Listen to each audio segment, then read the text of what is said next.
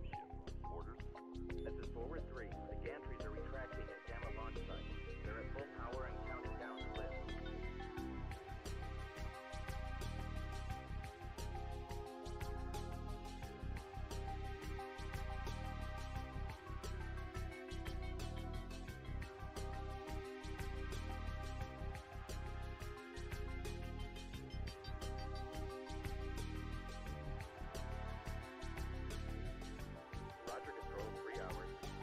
Salvage operation. This is Forward 1.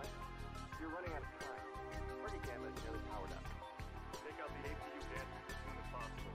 If the dropship gets powered up, it'll bring its main guns online.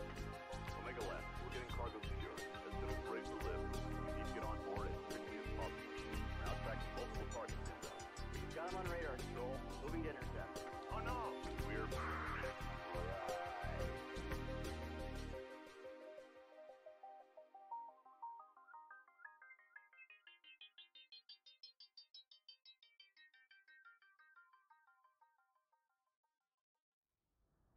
To the paper doll. Make sure you guys are shooting the correct legs. Be careful of the collisions. I don't want to hear complaints about it. Work around it. Let's play this game.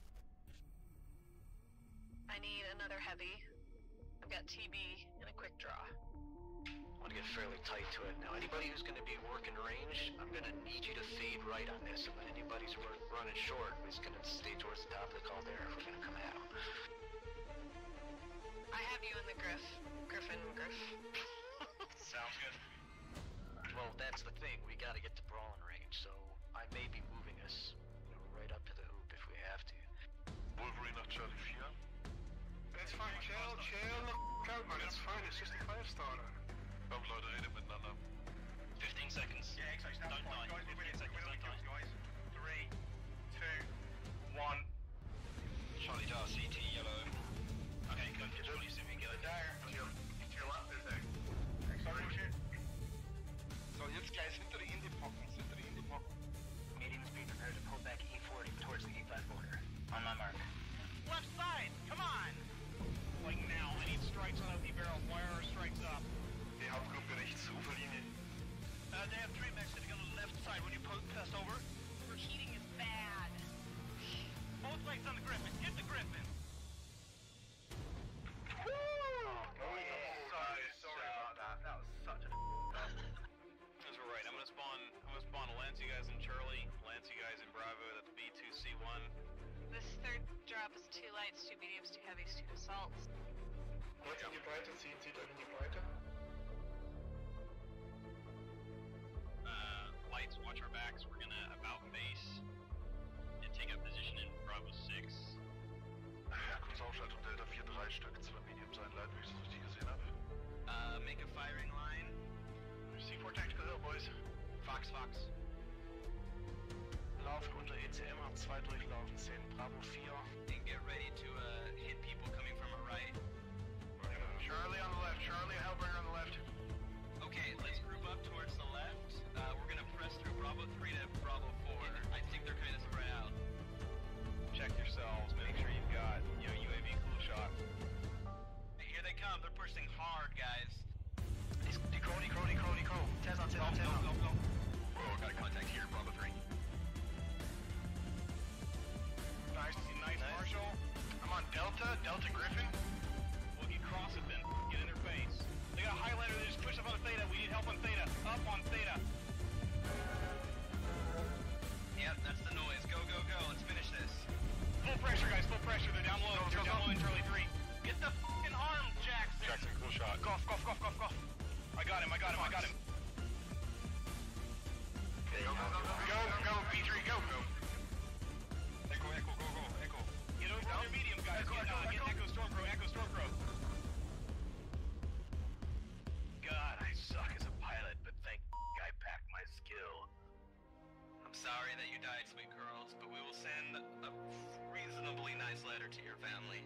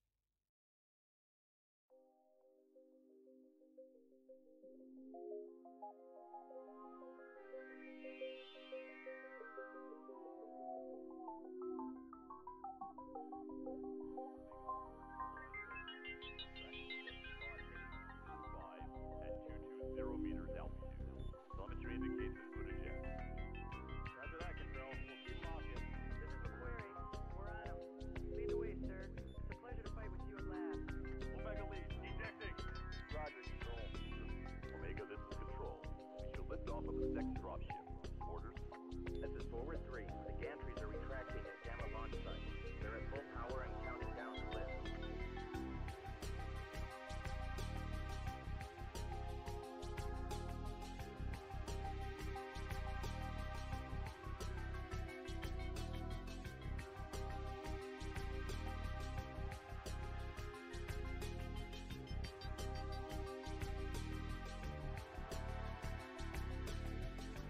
Roger, control, 3 hours. Starting salvage operation. This is Forward 1. You're running out of time. Target Gamma is nearly powered up. Take out the APU gantries as soon as possible. If the dropship gets powered up, it'll bring its main guns online. Omega Lab, we're getting cargo secure. As soon as we're able to live, we need to get on board as quickly as possible. Now tracking multiple targets inbound. Got him on radar, Control. Moving to intercept. Oh no! We're...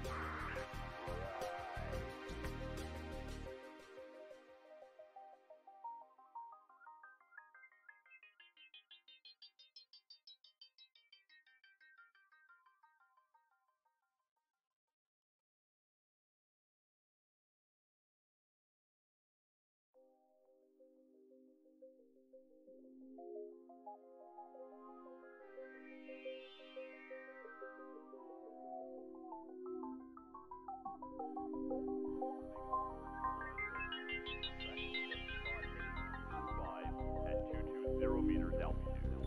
Telemetry indicates input eject. Roger that, Control. We'll keep them off you. This is the query. We're on him. Lead the way, sir. It's a pleasure to fight with you at last.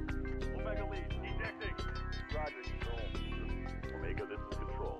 We should lift off of the next dropship. Orders? This is Forward 3. The gantries are retracting at Gamma launch site. They're at full power and counting down to lift.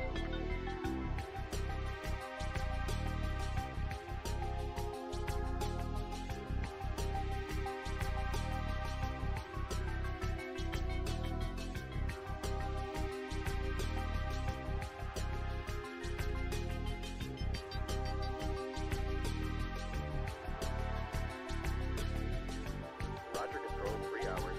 Starting salvage operation. This is Forward 1. You're running out of time. Target Gamma is nearly powered up. Take out the APU gantries as soon as possible. If the dropship gets powered up, it'll bring its main guns online. Omega Lab, we're getting cargo secure. As soon as we're able to live, we need to get on board as quickly as possible. Now tracking multiple targets inbound. Got him on radar, Control. Moving to intercept. Oh no! We're...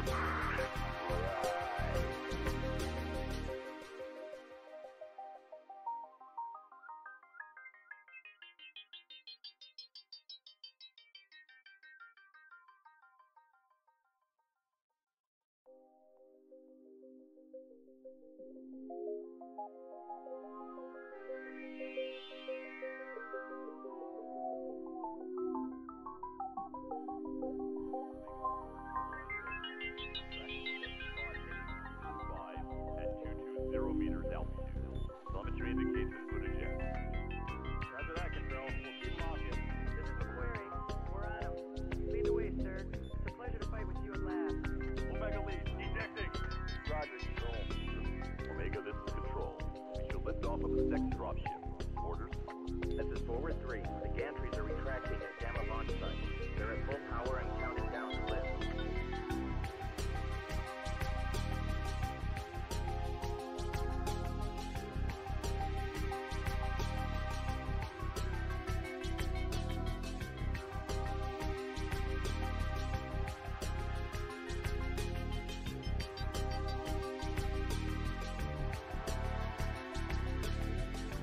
Roger, Control, 3 hours. Starting salvage operation. This is Forward 1. You're running out of time. Target Gamma is nearly powered up. Take out the APU gantries as soon as possible. If the dropship gets powered up, it'll bring its main guns online. Omega Lab, we're getting cargo secure. As soon as we're able to live, we need to get on board as quickly as possible. Now tracking multiple targets inbound. Got him on radar, Control. Moving to intercept. Oh no! We're...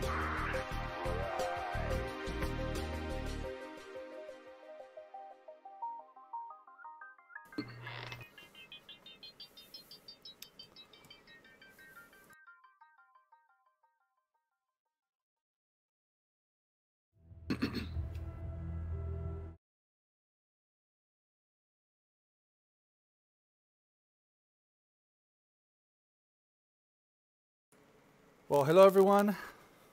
Welcome to the stream. Tonight we have a crazy match in store for all you viewers. We have 228 Blackwatch versus Isengrim, and it's going to be a doozy, I'll tell you that. Both teams are really, really on fire right now. And my name is Iron Kilo. I'll be your host tonight. And along with me here is Nita Pickle from the 228 Swamp Foxes. Pickle, how are you doing tonight? Good. How are you today, Kilo? I'm doing good, Pickle. I'm doing good. I'm excited about tonight. Yeah, I'm excited as well. It's going to be a pretty intense match. You know, Blackwatch, very good, highly skilled members of the team.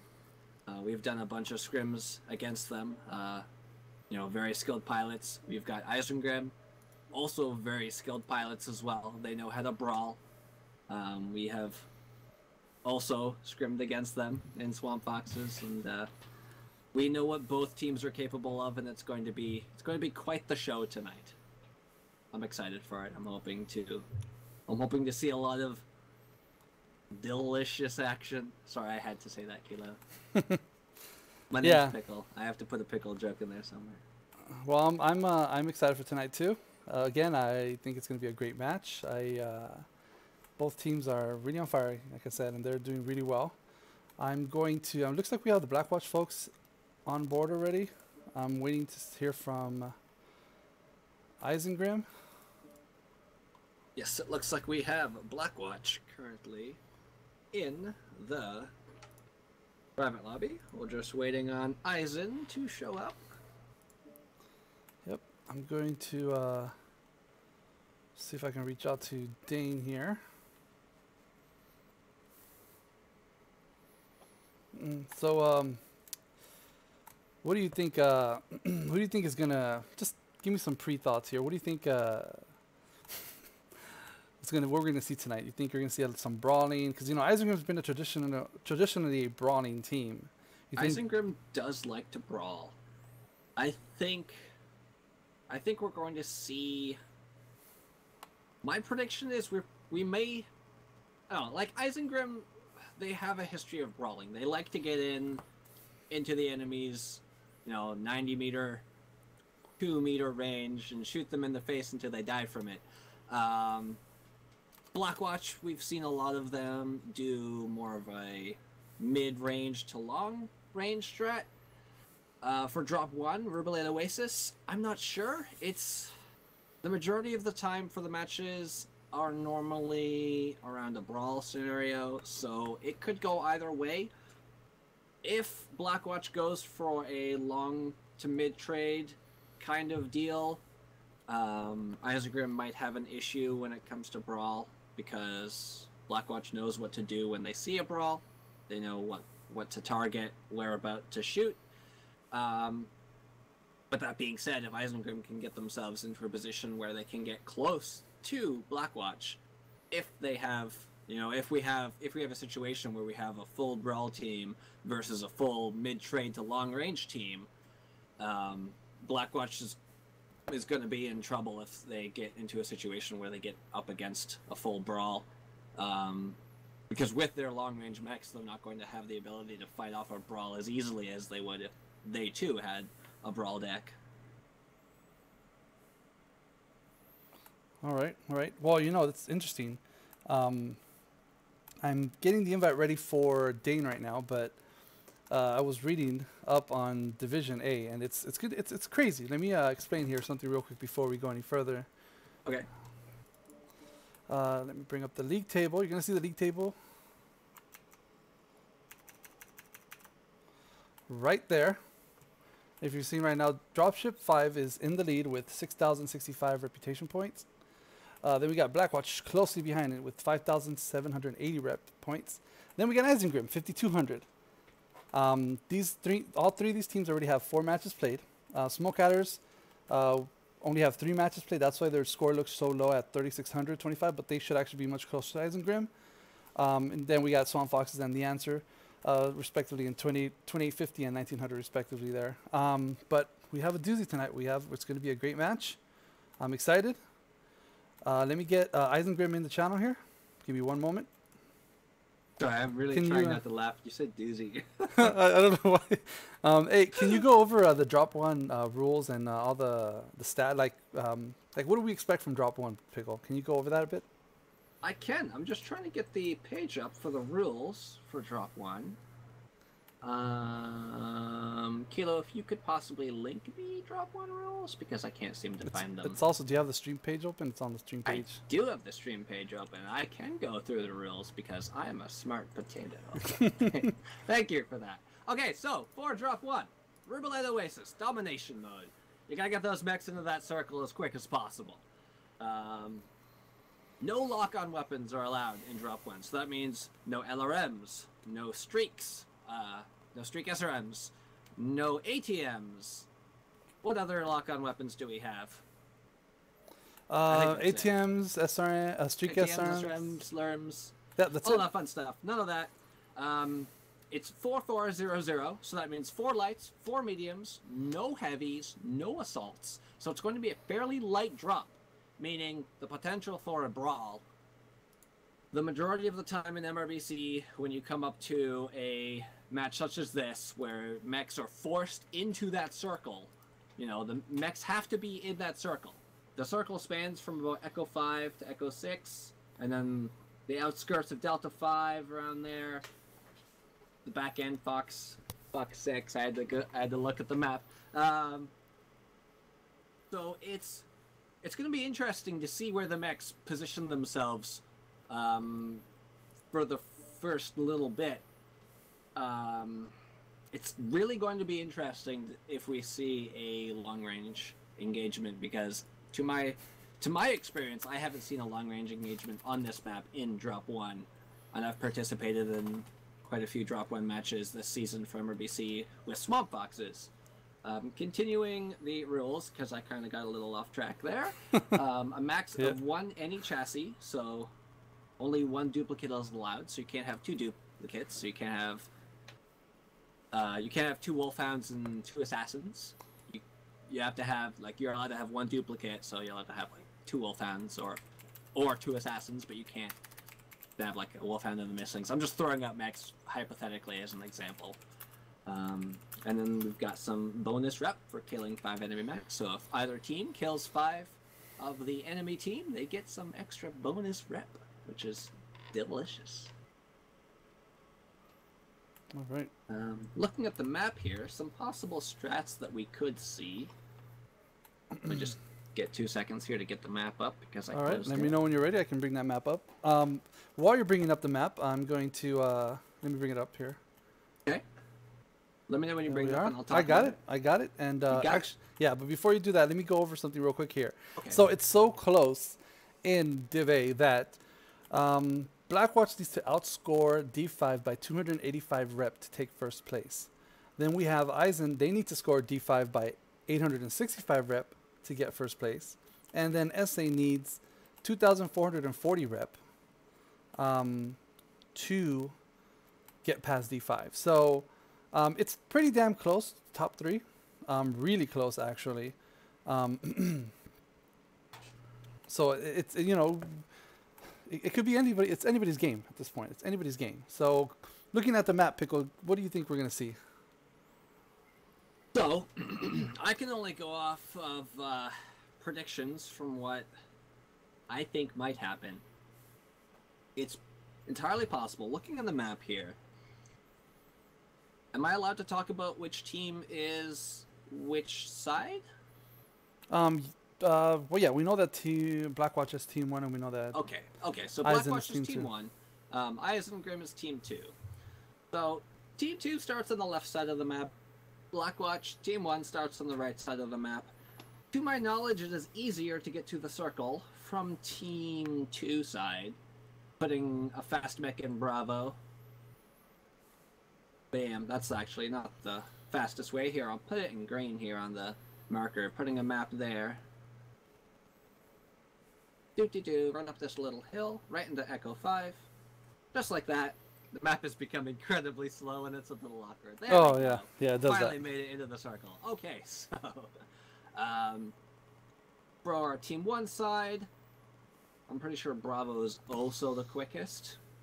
going this way, and there's a little like rock there, so you can either go around here or down there into the circle. Either way, I don't think it takes any, like I don't think it takes any more or less time.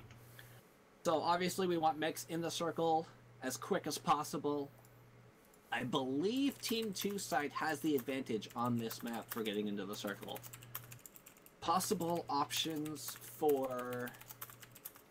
I'm gonna whack the map again. Okay, so light mechs, I'm gonna put them in green here, in the circle. Possible locations. You can also scout. There's a little hill right here, right below the Echo 5 letters on the map here. There's a little hill that you can scout. You can get lines out to Echo 7, out to Fox 7. You can see any mechs moving around this area. There's a little ramp that goes down here. You can see any mechs that go down there. You can also put strikes on this map, on this ramp here. It's a good little spot to get strikes off. But yeah, you have all this area that I'm circling right here to see. So if Team 2, if ISEN can get a mech up there in Echo 5 to take a look, see what Blackwatch is doing, they may have an advantage. For Blackwatch side on Team 1, there's not a lot of options for getting lines to see where Team 2 is going. You obviously have this top Echo 7 to Fox 7 little hill, but as I said again, right there, Echo 5 at the bottom of the numbers, you've got that little hill that the mech can look over, and you can see all that. In terms of Team 1 being able to see Team 2, you've got a few options. You can look from Echo 7, you can look down to Delta 5 if mechs poke up there. Probably won't do that, though. It's difficult to see mechs on Team 2 side from Team 1 side, just because of the difference in elevation and altitude and stuff. I'm just kind of drawing on the map what are the locations that you can look at, but all these are pretty much blocked off. There's a bunch of hills and stuff that are kind of difficult to look through. I do feel Team 1 side's a little harder on Rubelite. I like, yeah, I do like it, but I like Team 2 better, but it is definitely, Team 1 side is definitely a little bit harder, I would say, than Team 2 side. Now, it's still doable, that being said. It's still it totally doable. If you wanted to run a full brawl, and as I said, because the drop is 4400, so you've got... All right. Did I say 44? 4400. You've got lights and mediums. Yeah. Looks like, okay, it looks like we're getting the teams all readied up here. It looks like Icencream's ready, Blackwatch is ready. Looks like we're going to get this one. Tight. We're going to launch this one. Pickle, check your Discord real quick. And okay. Get the show on the road.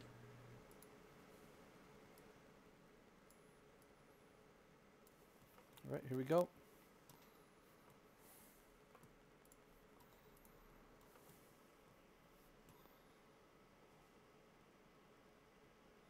All right, all the rules are set. We're going.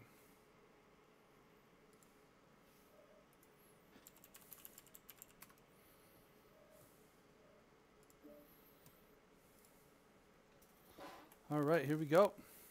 Let's do this.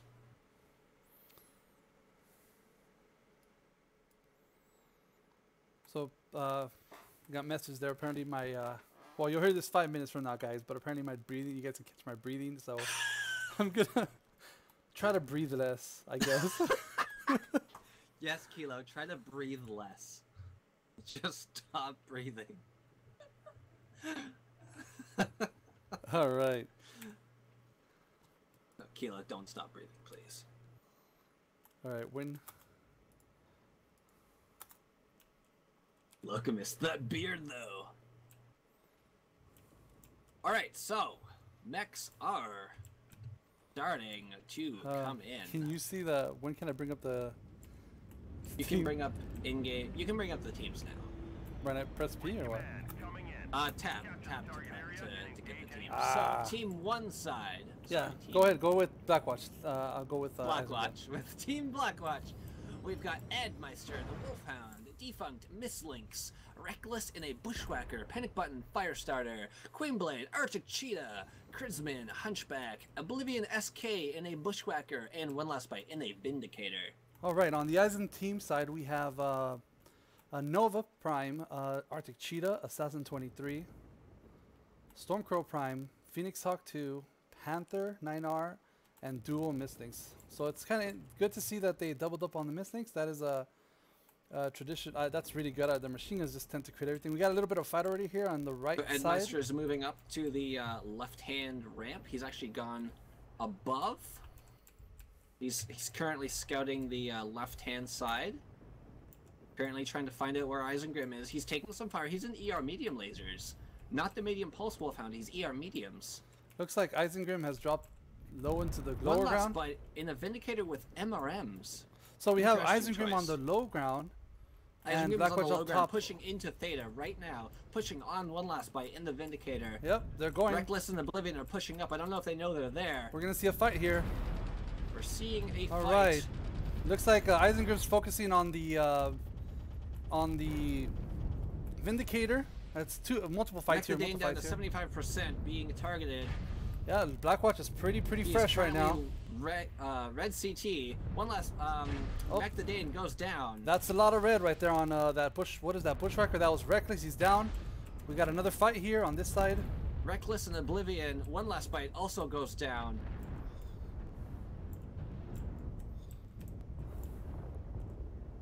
This is a crazy brawl. Well, it's always a brawl, right? And drop one. It looks like it's a brawl. There's multiple mechs fighting each other.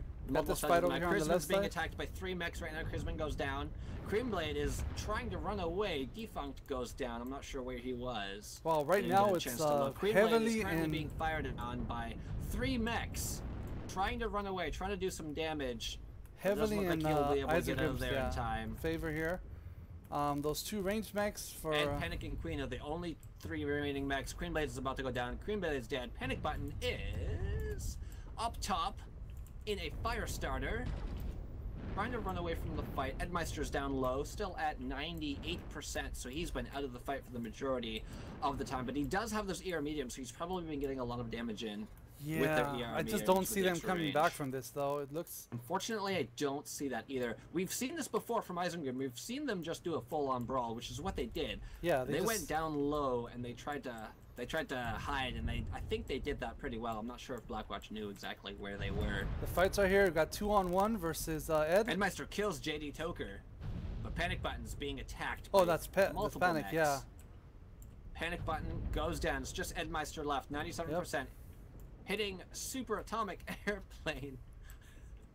Sorry, that name's funny. Watch out. Now Edmeister is on the attack. Is being attacked by Terragato and... I want to apologize in advance for my horrible camera. I was never into being a cameraman.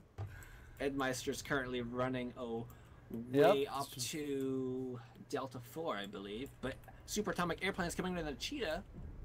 Does he know he's right behind him? No, he doesn't. He gets pincered a little bit there. Yep, I think it's going to end here real quick. 3 mechs are on him now.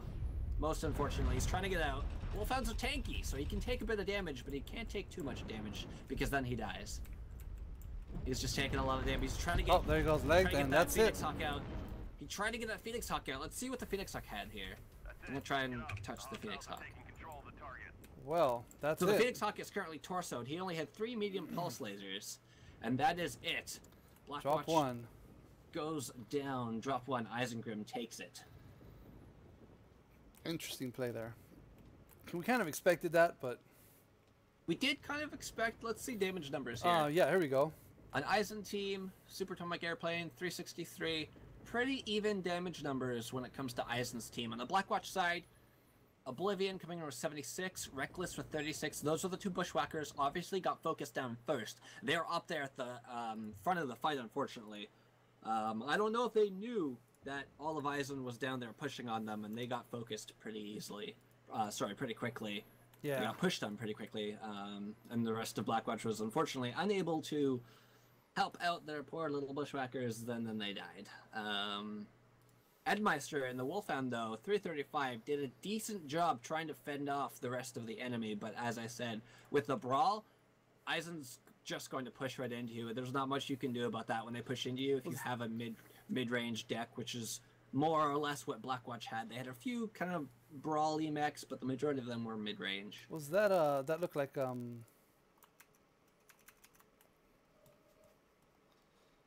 that looked like was that about 4 mechs that Blackwatch killed on drop 1? I think it was about 4 mechs.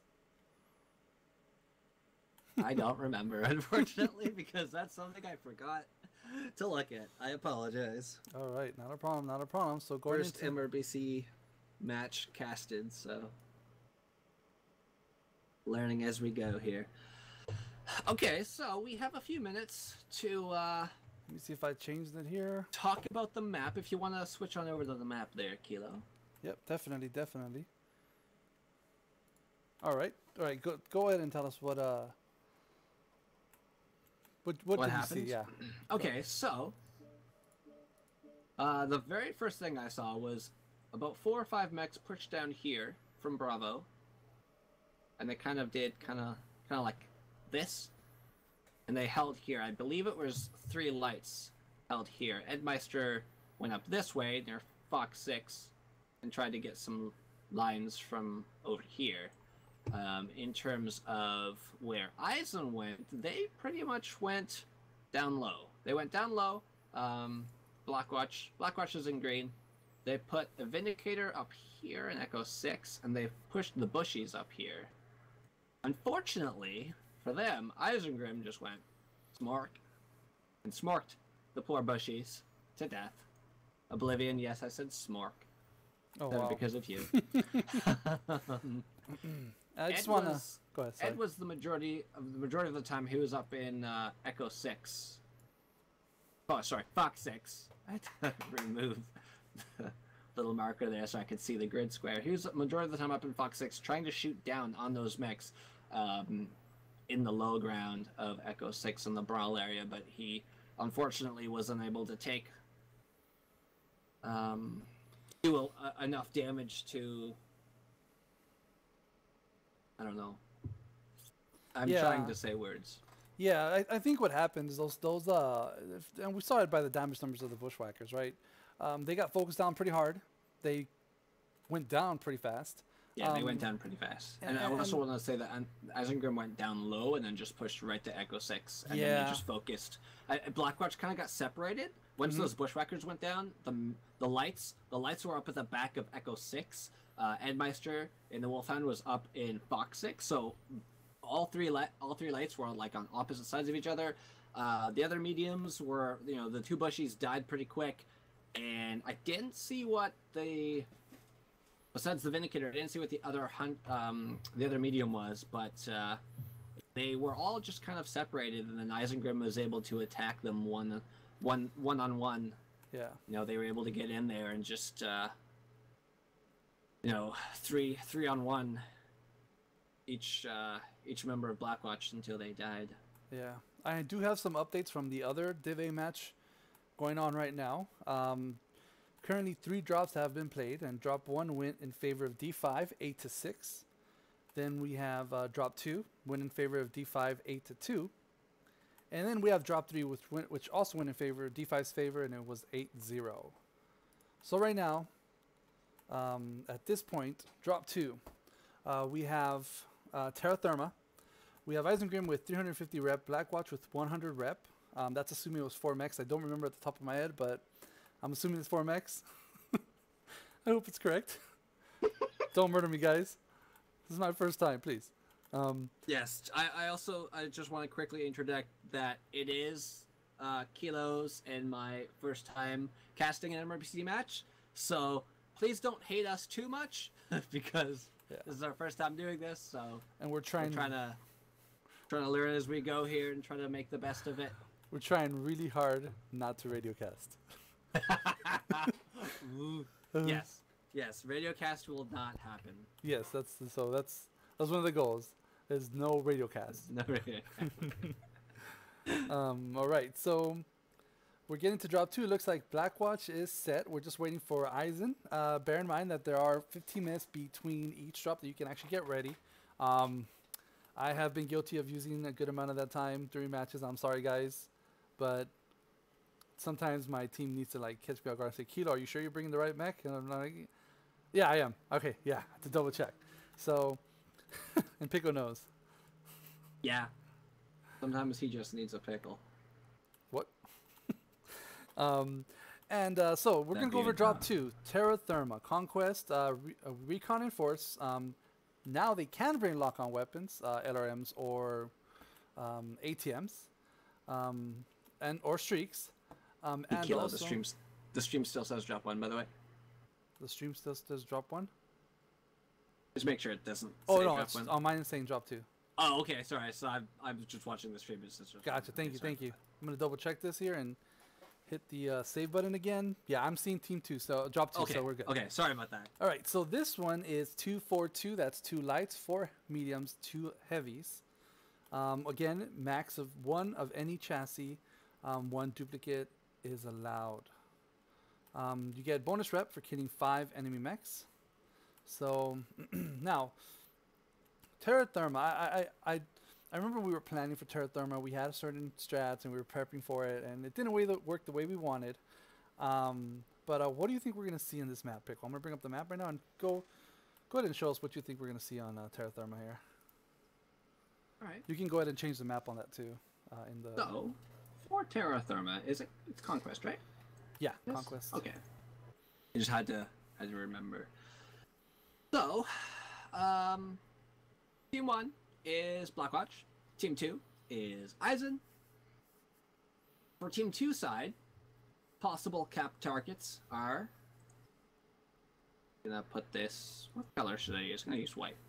Yeah. Kappa, Theta, and obviously Gamma for Team 2. For Team 1, obviously Theta, Epsi, and Sigma, perhaps. So it's a little hard to see the colors. You might want to stick to orange. Stick to orange? Okay. Yeah.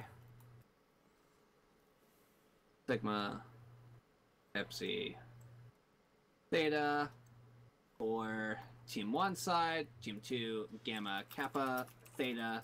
Theta is going to be a hot topic on this map, pun intended, because it's Terra Therma and it's a hot map. Whichever team gets to Theta first will have an advantage over the other team, because say if Team 1 gets to Theta first, I actually think that, yeah, Team 1 on this map is able to get to Theta before Team 2 can. Oh, yeah. But regardless, whatever team can get to Theta first will force the opposing team into a situation where they need to push on a cap, because the team that gets Theta will have cap advantage. Yeah, and also it's also important to note that with this map, right? You think you want to cover as much of the map as possible, but if you actually go more towards Kappa, you stand in your mechs there, they are cut off. Like, you cannot help them. You have to go through that, around that big mountain there. And same goes for Gulf 8, India's, what is that? That looks like an H. Gulf 8, Hotel 7, Gulf 7. Oh, yeah, there's like a little pass. Yeah. There's like a little pass, Hotel 7 to Gulf 8 around to Epsilon. At the back. Yeah. So those two, if you have mechs in that place, it's good for the sidelines, right? Because you can see if they're going to try to flank you or something. But, I mean, you leave a mech there, they are on their own. And that's something we learned in our scrims and our drops. That is actually something that we learned. I don't know if I'm going to talk a little bit about it. There was one particular time in Swamp Foxes where we were on Team 1 side, and we had control of Theta, and we had control of Epsi, and obviously Sigma. I'm not going to circle that because it takes too long. And we actually, I'm going to wipe it. So we had Theta, we had Epsi, we had Sigma, and we had a few mechs here. We had 3 mechs holding Theta, Fox 7, and we had 1 light in Gulf 8 scouting down this way to see if there were any enemy mechs Hotel 7 pushing over to Gulf 8 to make a flank. We also sent 2 lights. We were actually supposed to be 3 lights, but the 3rd light didn't get the memo for a little bit. Oh, well, down Echo 6 to Gulf 6 to try and get some backs, because the enemy was normally around here. Mm-hmm. Unfortunately, that took too long. The enemy actually pushed on us at Theta, and caused us to kind of die. Yep, yep. I'm going to mute my mic here for a minute here because I have somebody coming to the door and the dog's gonna bark really loud. So Okay. I'm gonna do that. So I'm gonna leave it up to you, Pico, just to I'm gonna put. Can you kind of I go can over talk about things. about things? I can talk about things. Okay, so Kilo's BAP is going to go off, so he has to go turn off his BAP. So, talking about the BAP, let's see here. Kappa is kind of a dangerous topic because it's out by itself. It's not very easy to touch. Sigma's close to Team 1. Epsi is easier for Team 1 to guard because, as I said, they can put a light or a medium or something in Golfate's side to scout a possible flank or a light flanking. For Team 2 side, if Team 2 is ISEN, so we expect a brawl from them. So what my predictions are for this match, what ISEN might do, they might just push up right into Theta, find where Blackwatch is, and just kill them. All right. Well, I am back. Thankfully, had no barking. That was good. It looks like both teams are ready. That's so my prediction. Seeing what we've seen from ISEN in the past, they like to brawl. They're good at it. They know how to do it. I'm not trying to say that Blackwatch doesn't know how to brawl, but ISEN, they brawl. That is what they do. Yeah. They specialize in brawling. So Yeah, that I Viking expect rage. to see a brawl from them. That Viking rage, huh? The Viking rage. Yes, they're Free Rascal Hog Republic, so Vikings. I used to be a FRR loyalist at one point. All right, looks like we're going to be launching, guys. Here we go into drop 2. Terra Therma, Blackwatch versus ISEN. Wait a minute. There we go. And we are launching. All right, let's do this. All right. Ouch. Don't do that. Whatever it was you did, don't do it.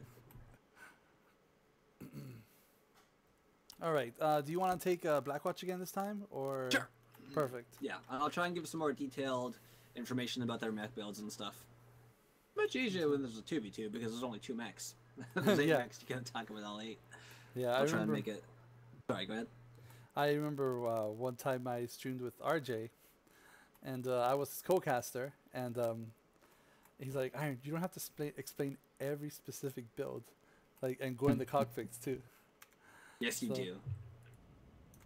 Oh, by the way, you're not radio casting, right? No, it's on. It's on. Good. Sorry. It's scaring me. No. Alright, so Blackwatch side, we got Panic and a Javelin, Queenblade and a Wolfhound, Torok the Potato Hunter and a Hunchback, Mikado Hunchback, One Last Bite Enforcer, Oblivion Bushwhacker, Chrisman and Defunct, Nightgear and Jagermech? Question mark? Yes, Defunct in a bright red Jagermech. Interesting. Very interesting build. Javelin's Might got be ER that- mediums, so mid-range build. Queenblade also ER mediums with the Wolfhound. Torok's got LB2s and a Hunchback, so a DACA build. I believe the other Hunchback also has LB2s and Ultra AC2s. One Last Bite, bunch of AC2s in the Enforcer. Oblivion, AC2s and LB2s in the Hunchback. The classic 6 Ultra AC2 Nightgear build for Chrisman. And last but not least, Defunct in a 1, 2, 3, 4, 5, Alright. 6 AC2 Jagermech build. All right. So on the ISEN Grim side, we got an Arctic Cheetah, Huntsman, Miss Lynx, Hunchback B. Hunchback B. Mind that. That's the missile one. Summoner Prime mech thing. We have an Assassin 21, Mad Dog, and another Huntsman. So they're doubling up on the Huntsman. So I just want to point out that Blackwatch has actually sent the majority of their really fat mechs over to Epsi, and their mediums are at Theta. The Blackwatch is really split. Their Yeah. lights are currently they just got off Kappa. Yeah. Their hunchbacks just got off theta. Looks like we got a pusher coming, Pickle. It looks like, sorry to interrupt you, but look, it looks like... No, yeah, you're right. Isengrim is actually pushing Gulf 8. They're really bunched up here. The same... Blackwatch, I don't think sees that push just yet. No, they see it. Who's that firing? The Enforcer's firing. One Last Bite, sorry, One Last Bite is actually firing off shots of the I'm going to get into position here to kind of see this brawl action. We're going to see what's going on here. They're trying to push up. They don't know that the Hunchbacks are there, so the Hunchbacks now have range on Assail. Assail's really far. Blackwatch really has a very interesting concave here. It looks... What's on that Hunchback B? Got some ATMs on the Huntsman. JD Toker down to 81%, Methadane down to 52 in the Summoner. Oh wow, he's almost down. Doing good work. Methadane now down to 48. Not a lot of fire being taken from Blackwatch. The Hunchback's about to go down, it looks like. What is that Hunchback? It's JD Toker. Methadane down to... JD Toker's now down. Methadane down to 28%. Mikado and Chrisman unfortunately go down. We got a few fights here now happening. I'm not sure how Methadane... sorry, I'm not sure how Mikado went down there in the Hunchback. All right, we have Chrisman goes down, unfortunately, in the night killed for both teams. One last on the left side in the Enforcer, trying to get into position to get some more DACA down range. Multiple UAVs up. One last being fired on by this Mad Dog. I missed the Mad Dog. Where's this fight? Mad Dog? Death Lord and a Mad Dog, 56%. One last. Oblivion. It's right now 5-5 by the Mad Dog. Oblivion goes down. One Last Bite is the only one holding Epsilon right now. Meanwhile, on the other side of the map, Queenblade, Panic, and Torok are currently in a brawl with the other lights from ISEN, being pushed off of Theta, trying to regroup with their team. Their last remaining team member being One Last, who's being attacked by 2 mechs. He's being pincered. Now it's 4-5. Looks like he's about to go down. One Last Bite goes down. Queenblade and Panic trying to get the Huntsman down. You see our Starwolf. Torok goes down, unfortunately. He was attacked by the 3 lights on Eisen's side. Panic trying to get shots off on the Mad Dog. Looks like we got 2 lights left. Panic's pushing up on the Mad Dog, trying to get his injured components. Not a lot of damage, actually. It's just he's just been torsoed. This Wolfhound is fighting 3 people. Oh, he's gonna go down now. Queenblade's gonna go down in a few minutes here. Queenblade goes down, trying to fend off 3 enemy lights. I believe those were, right, Kilo? Yep. Panic Button is now the last person alive in the Javelin with air mediums. If he has some speed, he can probably run out of there. Javelins are not very well armored mechs, and Panic goes down. Eisen takes drop 2. Wow. Well, we knew they were gonna brawl. Yeah, we pretty much saw what we expected to see from Eisen. Yeah. Blackwatch got good early start on caps, but unfortunately for them, Eisen doing what they do best with the brawl, just pushed right in, was able to actually... it was weird. Blackwatch had kind of strange positioning there at the start. Like, they sent 2 mechs to... They sent the majority of their heavies over to Epsi. They sent 2 lights to the far side of Kappa, which I think was a good idea to cap Kappa, but they were really far away from the fight. It took them forever to get up to the fight, and then they sent the Hunchbacks over to Theta. That was kind of a strange positioning from them. I'm not sure where Eisen sent their mechs initially, because I was mainly focused on where Blackwatch was initially. Yep, with this cap, they're gonna take the win. Yeah, it's gonna cap. For Eisen, they basically balled up, I want to say, there's a little bridge area between the lava flow, Gulf 8. I want to say Gulf 8. They kind of, like, in between Gulf 8 and Gulf 7, there's a little line there. They pretty much balled up there and then pushed through that little choke point. All right, let's take a look at the damage numbers here. Let's see here. Wow, Isengrim, 300. We got 604 Death Lord in that Mad Dog B. Huntsman P 585. I'm assuming those are going to be the ATM mechs. Those ATMs, Yes. interesting. The Huntsman had it, and I believe the Mad Dog also had ATMs Yeah, as well. pretty good all around for ISEN. 103 from Mech, the Dane, JD Toker. Those are the first mechs in. That's why they died so fast.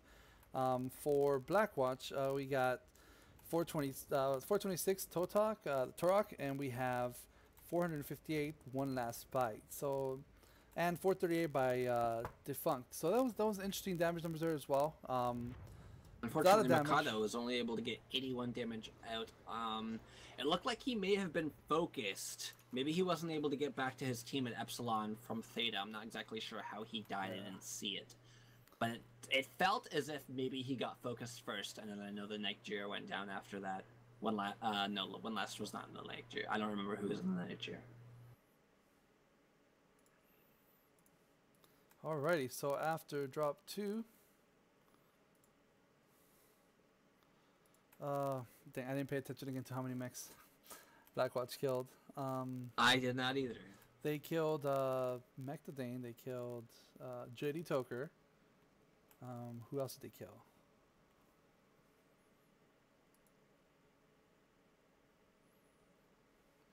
Check I have that one back so I can see. So, did you? I'm gonna leave it up to you. Just let me know which, so I can adjust the scores here.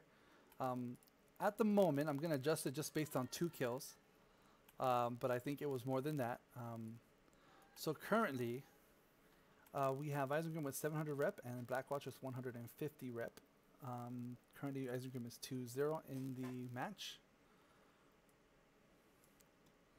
And we are heading into drop 3, so I'm going to save that as well.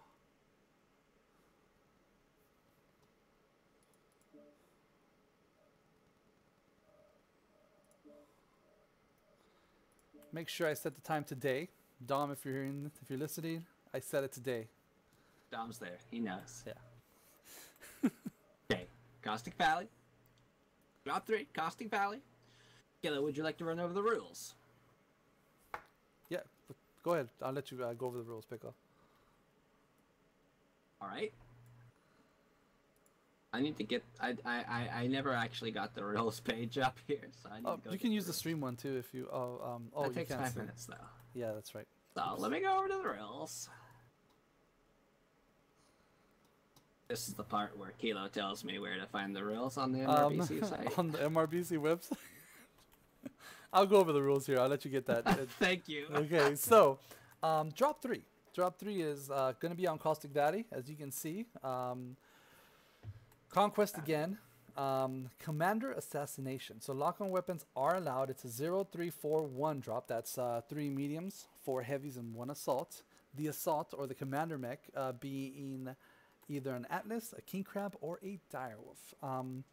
Interestingly enough, I thought we were only going to see mostly Direwolves, but throughout MRBC, I have seen some Atlases or Atli.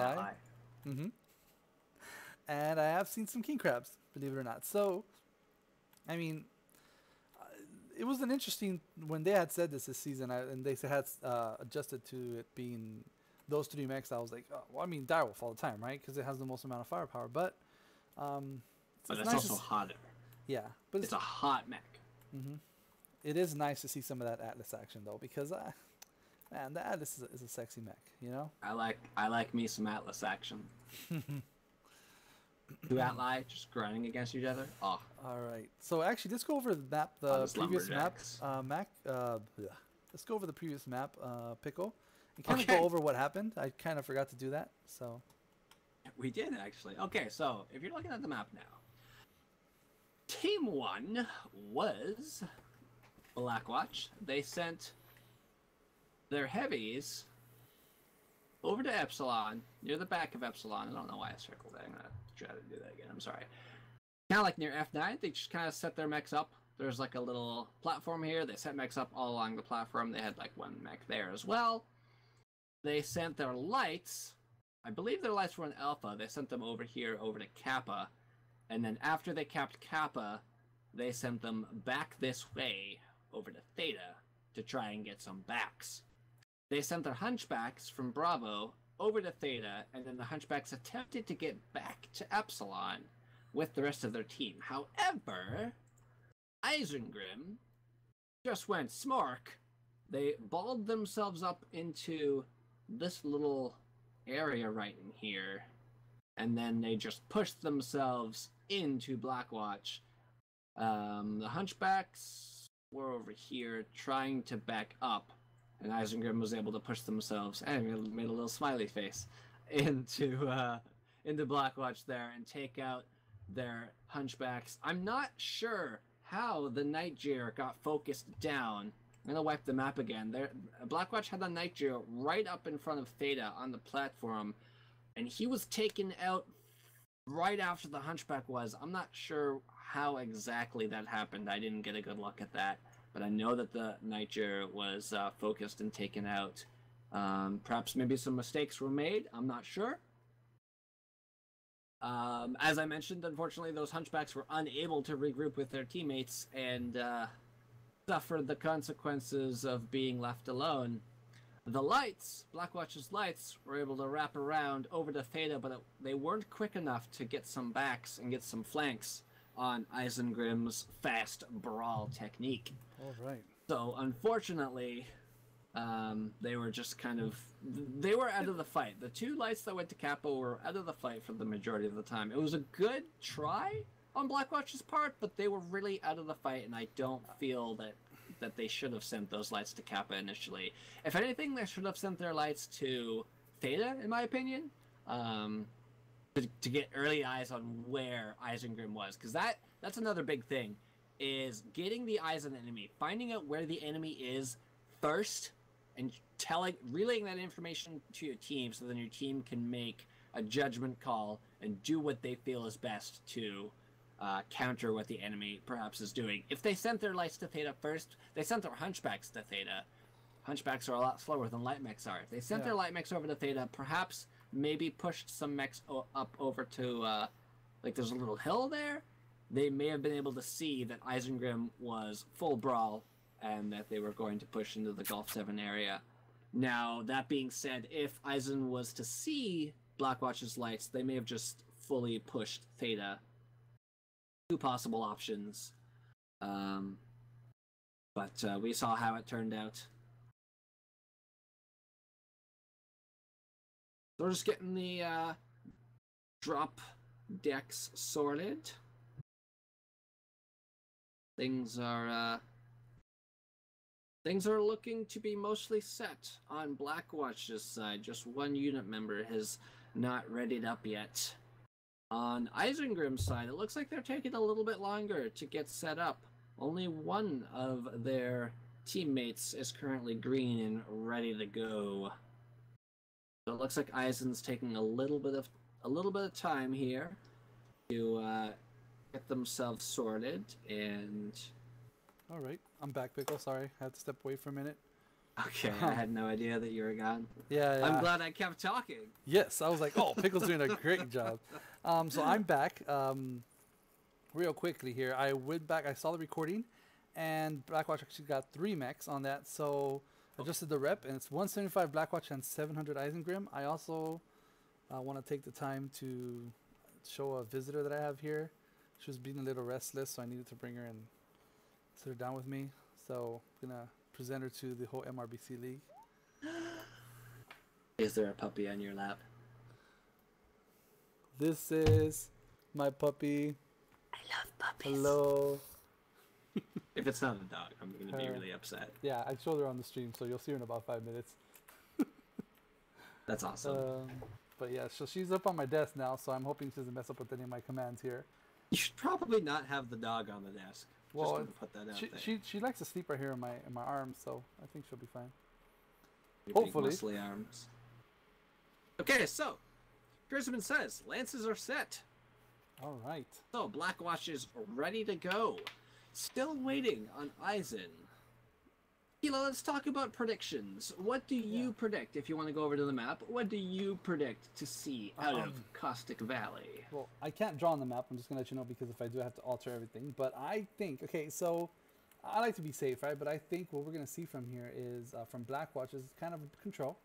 You know, I know they like the brawl, but I think they're going to be more control, taking the Epsilon, Theta, and Gamma, with some presence on that right side. I think, right? Because you have a lot of open space. So if they want to run a brawl there, although there are heavy mechs, you can get a lot of range there. Brawl from where? Sorry. If Eisen pushes the brawl from either Delta 4 or what is that? That looks like Echo 5? Echo 5. Echo like 4, around the right side, yeah. Echo 5? Yeah, either way, if Eisen pushes a brawl, either way, either one of those routes, Blackwatch is going to see it. They should adjust and should be able to kill them down or bring them down, right? I do fear one strat, though. I think that if Eisen goes straight over the top and has the same mechs with the same speed, then it's going to be a different story. It's going to be a much more challenging match for Blackwatch. Just because of the brawl again, right? I mean, Isengrim loves to brawl. Right. Yeah, and they are very good at it. Yeah. Blackwatch being the, what they're doing. A lot of their matches here are, they're bringing medium trade mechs. They're bringing lights with air mediums. They're bringing heavies with long range. So they have what they want to do is they want a long range engagement. They want to get Eisen's mechs down as fast as possible from as furthest away as possible. Yeah. That way Eisen can't get in close and deal that damage that Eisen knows how to do. Looks like we have both teams ready. They're ready to go. So we're going to launch drop 3 of MRBC. Blackwatch versus Isengrim. Drop 3. Here we go. And I did set it today. Just double checking, Dom. And I did set it today. So, Locumus, if you would like to quickly talk about, very, very quickly, Locumus in chat asks how the Div E 228 match is going. I don't have any updates. Let me see what I can find out here. We do have just a couple of seconds, but I do have a drop 4 update for. I have the full updates for the D5 match. It looks like drop 4. Also, make sure you don't radiocast. Oh yeah, just scaring me here. It looks like on drop 4, D5. The match went in favor of D5. That was the D5 versus SA match, 7-2. And drop 5 went in favor of D5 again, 8-2. So it looks like it was a clean sweep on Eisen's on D5's side. So now getting into the match here, I'm gonna take Isengrim. It looks like Isengrim's bringing in, interestingly enough, an Arctic Wolf, which was one of my favorites, an Assassin, Summoner, Dragon, Night Gear, Viper, King Crab, that's interesting, and another Night Gear. So it looks like they're doubling up on the Night Gears. So on Blackwatch side, Archon Adam Steiner in a Direwolf, Defunct in the Night Gear, presumably 2 Goss, 2 ER Large, Chrisman also in the Night Gear. Let's see here on the other side of the map. So they have the long range mechs posting up on that Echo Fox 5 Hill near Epsi. We have Eisen Archon Adam Steiner's pushing up really far there in the Direwolf. We got basically a 3-on-1 right here on this corner. Panic Button in the Dragon up against 3 lights, 4 lights now being pushed. Panic Button's being pushed by 4 mechs. He's got to get out of there, otherwise he's going to... Oh, no, it looks like maybe he was cutting them. He needs to get out of there still. But he's taking way too much damage. He nearly is dead. Now he's getting pincered. Panic Button's going to go down. I believe he's bait. He's intentional bait, maybe. Panic Button goes down. JD Toku. Yeah, look at this concave that Blackwatch has. Hopefully they can use this for that advantage. It looks like those lights are spreading out. Blackwatch's normal lands on JD Toku, who's just pushing into them. JD Toku's about to go down here in the Arctic Wolf, trying to get in close to V-Dark. Goes down. Meanwhile, the Night Gears on Blackwatch are being attacked by an Assassin and Viper. Super Atomic Airplane goes down. Prisman down to 57%, being shot in the back by the Viper with those machine guns. Going to crit up the Gauss rifles. Yeah. All right, they got that Viper. Defunct. Defunct goes down. Still currently alive. All right, we have Eisen stuck in this low ground here. Archon Adam Steiner on the Direwolf is stuck on the right side, right behind that hill. being shot by a summoner with dual peeps. Sorry, Where not is- dual peeps. ATMs, being shot by ATMs. There is a UAV above Defunct and Archon Adam Steiner. Yeah, it looks also Defunct like takes Defunct Oblivion goes down. So it's a 4-4 game here. What is it? 5-5 game right now. A lot of fighting there. Looks like ISEN's right in the middle. Blackwatch is on either left and right side. Strike on Blackwatch, but it doesn't hit anybody. Virtually Dark taking some fire on that linebacker. He's still fairly fresh. Interesting. It's anybody's game at this point. Looks like It looks like percentages are Eisen's very mechs- bad for both teams. Very low. Eisen's mechs, in my opinion, are actually a little bit more Fresher? fresh. What do we have happening here? Looks like Sorry, not Val. Adam Steiner goes down in the direwolf. looks like the direwolf Being is taken out down. by Acel and the dragon. One last bite is being attacked in the huntsman by Acel. Defunct goes down on the night Defunct gear. goes down. That's up top 4 of the on hill. 3 One last here. bite goes down. That's by the a hand 2 of Death on Lord. 4. 2 on 4 we have here. Death Lord's gonna watch out in that night gear though. He's only at 66%. Starwolf in the night gear D. 29%. Let's see if we can take a look at what he's. Vidark's taking a lot of fire trying to cross over to his friend Torak. Torak takes a little bit of ATM damage. Torak puts down a strike, maybe trying to hit a sail. Unfortunately, it doesn't hit. Doesn't hit Mekdane either.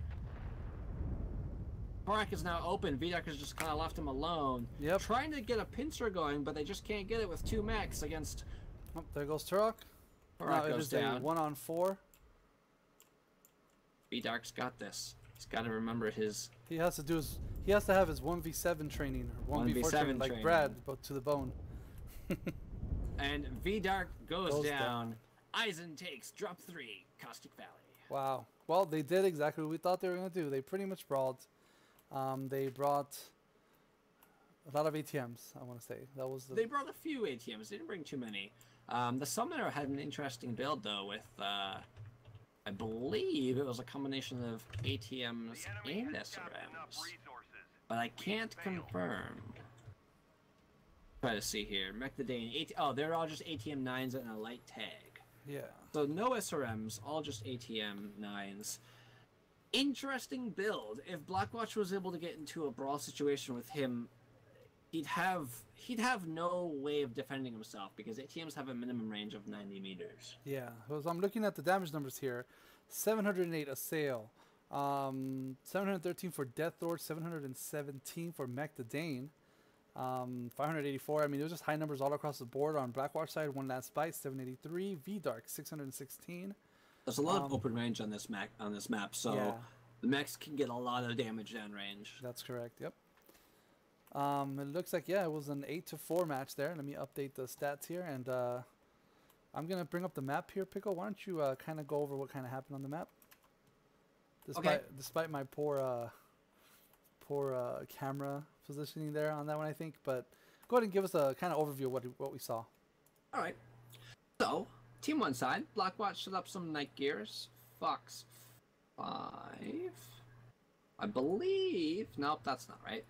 I don't know exactly where that hill is on Team 1 side. I believe it's somewhere around here, Epsilon side, perhaps. It could potentially be up here now in Fox 4.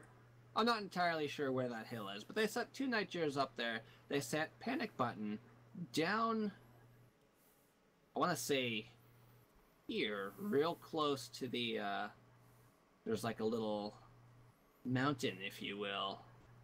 Meanwhile, Eisen's Brawly Lights and Summoner are just on the other side of the little hill. The little hill here. And that's not at all anywhere close to where the actual action I think it was on happened. the other side. Oh yeah, it was on that side?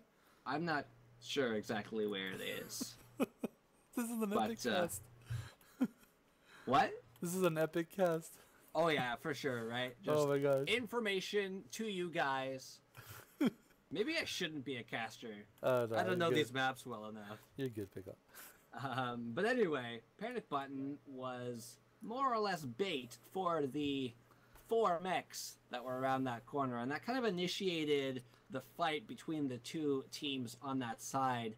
As soon as Panic poked the corner, he saw those 4 mechs. He guaranteed he called that.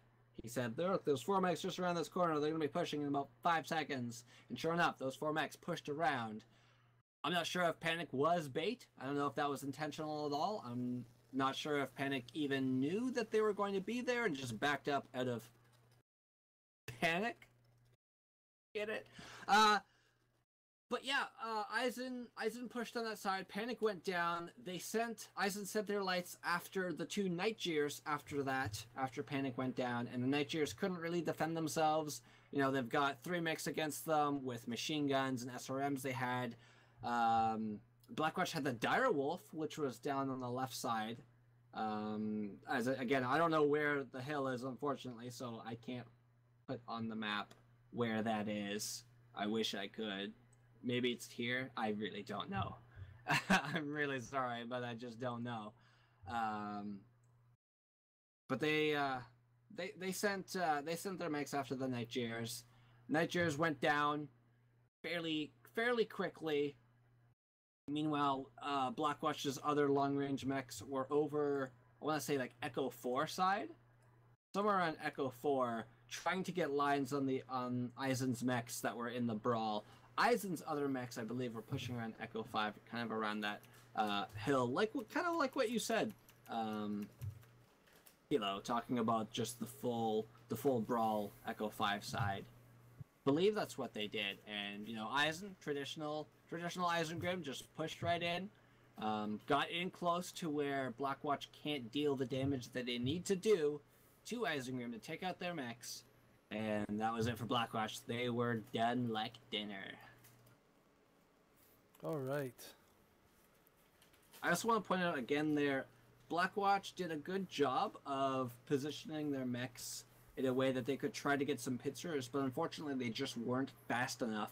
Isengrim's mechs were moving around so quickly that they weren't able to get pincers and they weren't able to get multiple lines on 1 or 2 mechs. And in the case with that Direwolf, I don't remember who was running it. Steiner. Archon Adam Steiner. He was actually, unfortunately, left by himself to be attacked mindlessly by ATMs, by the summoner. Oh, that Direwolf is the mobility of that Direwolf is just. Yeah, the mobility of the Direwolf is slow. It's a slow mech. It goes 48 kph stock. It's a slow mech, and you know, he had a summoner on him. Summoners can go 95, I believe. Max of 95, somewhere around there. So the summoner has a severe mobility advantage over a Direwolf, and they kind of left the Direwolf by itself. Blackwatch did. I'm not sure if that was intentional. Maybe Archon just got himself caught out unintentionally. Maybe he pushed up too far. I'm not sure. But initially what happened was, like, I called that, one of the first things I called there was that Archon was actually pushing up, in my opinion, too far. Like, he was almost up against Panic Button there around that corner. I think if he was any closer, he would have probably died second or third, but he was able to maybe get around the corner there. Another thing is I didn't see what he was running in the Direwolf, but as Kilo spoke about earlier, the Direwolf can be a very hot mech. And Caustic Valley being a hot map, you do have to pay attention to your heat a lot more. I know Virtually Dark was in the red line. I believe that build is 2 air large in 4 mediums, or 2 heavy large in 4 mediums, whichever. I don't remember which, but that is also a hot build, especially on a mech that goes 97 kph and doesn't have much room for heat sinks. A lot of crap talking in the, not crap talking, but some fun talk in the MRBC channel. Yeah, I don't know what to say. I mean, it's I think it's friendly. In the what? In the Twitch chat? Yeah, like people saying, you know, go ISEN and stuff. You know, I mean, root for your team, guys. Root for your team. Definitely show them some love. I mean, Isengrim is putting on a fight tonight and doing a great job. Very good job. I mean, that's nothing more I can say here. They just did a great job. I didn't see if let me see, did the King Crab for ISEN stay up? No. He The didn't? king crab died. It died in the middle of Echo 5. Gotcha. So, let me update the scores here for everyone. Give me 30 seconds.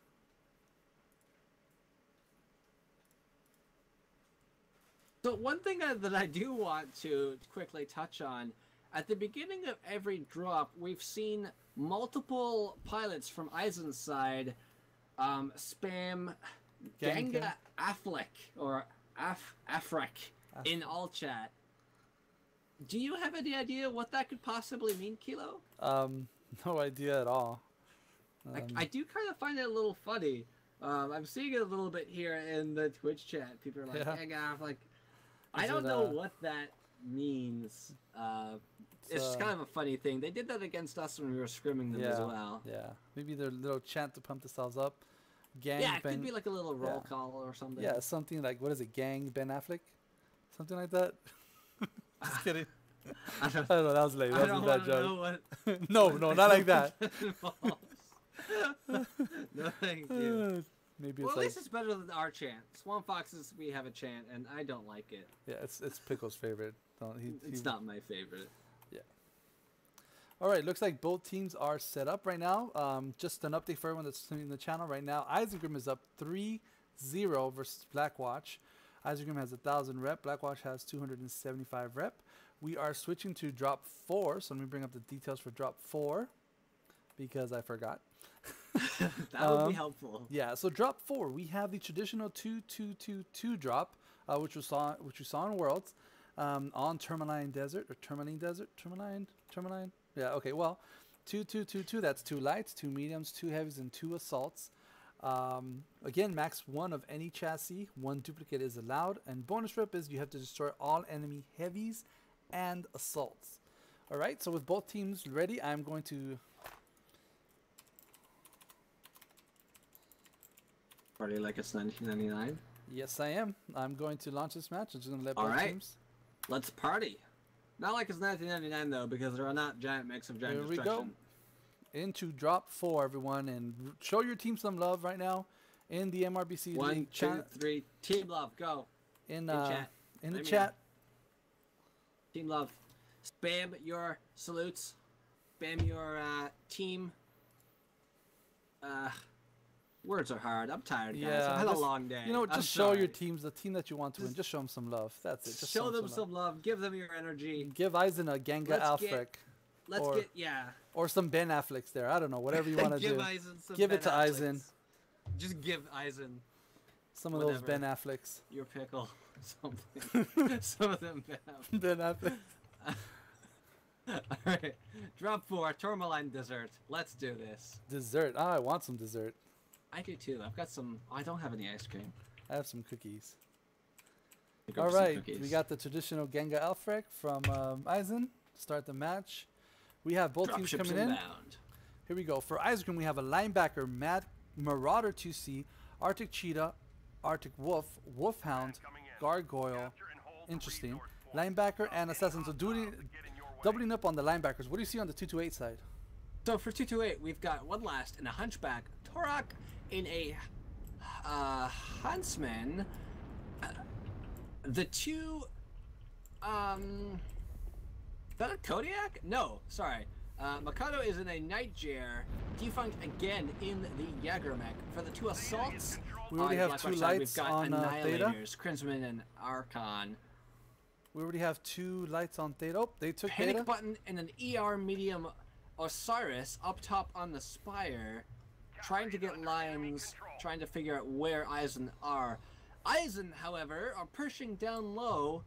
Let's go take a look what Eisen's doing. Some quick players call this to be Death Valley. They've even got the linebacker there. The linebacker is actually leading the charge. Looks like waiting a speed for his team deck. to push up. Definitely Meanwhile, a speed deck. Assailant, the assassin, has actually pushed back to Kappa for some reason. Maybe to regroup with JD Toker there in the Arctic Wolf. However, look at where the Gargoyle is on Eisen's side. He is really far away from his team members. Is he on Sigma? He's completely by himself. On Sigma? From Kappa. No. Oh, there are 2 gargoyles, both on other sides of the map. Alright, 1 gargoyle. I'm stupid. The Marauder 2C is by itself, completely out of the fight. Panic Button in the Osiris takes Theta, full caps Theta. Epsilon is just barely sliver capped. Interesting. Blackwatch yeah. setting up a mid-trade to long-range engagement. I think, you know what I Mikado think? and a Nightjeer kind of in the open there. Queenblade and the Wolfhound trying to scout, trying to figure out what's going on. Panic Button's scouting the backside of Gamma. Gamma's about to be taken by Starwolf in the red line. I think Isengrim. Is that a red line? That can't be red. Oh no, it's just a. Sorry, Yeah, linebacker. Every time I see linebacker, I say red line. My apologies. I think Eisen brought their speed strat on this, and they're just trying to like bunch up and find one enemy mech out of place. I would also like to point out that Eisen's other assault, Deathlord, is just hanging out at the very back of the map. He is completely out of the fight. However, Panic Button in the Osiris is actually moving up to him. It looks like maybe he's trying to protect Sigma. Let's see what happens here when Panic Button tries to touch Sigma. Oh yeah, he's probably Deathlord just has watching. lines on Panic Button here. He knows Panic Button's here. He's firing at him. He's firing at him. He's trying to protect Sigma as much as possible. Panic doesn't have the range for this. I just want to point out the Osiris is hard to hit. If he can stay in that right there, he won't the get hit. Gogor and linebacker on Methadane and Mark Cobra are just hanging out in Fox 7, trying to get lines, trying to scout. Panic is attempting to take. Oh yeah, he took Sigma. cover. So he's taking cover with that rock from the Marauder. He is. Interesting. What a sneaky boy. Yeah. So he's just gonna try to get the cap and get out of there. Marauder's moving up though. He's trying to push up. He's trying to he's put a strike down. Strike missed Panic. So now both lights for Blackwatch over here by Sigma. Blackwatch is really split up, but so is Eisen. Wow, this is Eisen's their mechs are all over the place. They've got a Wolfhound and an Archer moving on the backside of Epsilon. We got two mechs coming to Sigma now. It's a light and no, is that a medium? That looks like a medium. Superatomic airplane are moving over to Epsilon to go back cap Epsilon. Mikado Soul the Nature is gonna watch out. I don't know if he knows they're there. He's looking around. He knows they're there now. They're capping Epsilon. Defunct is holding the Echo 4 Hill in the Jäger mech. He's moving over to go help Mikado.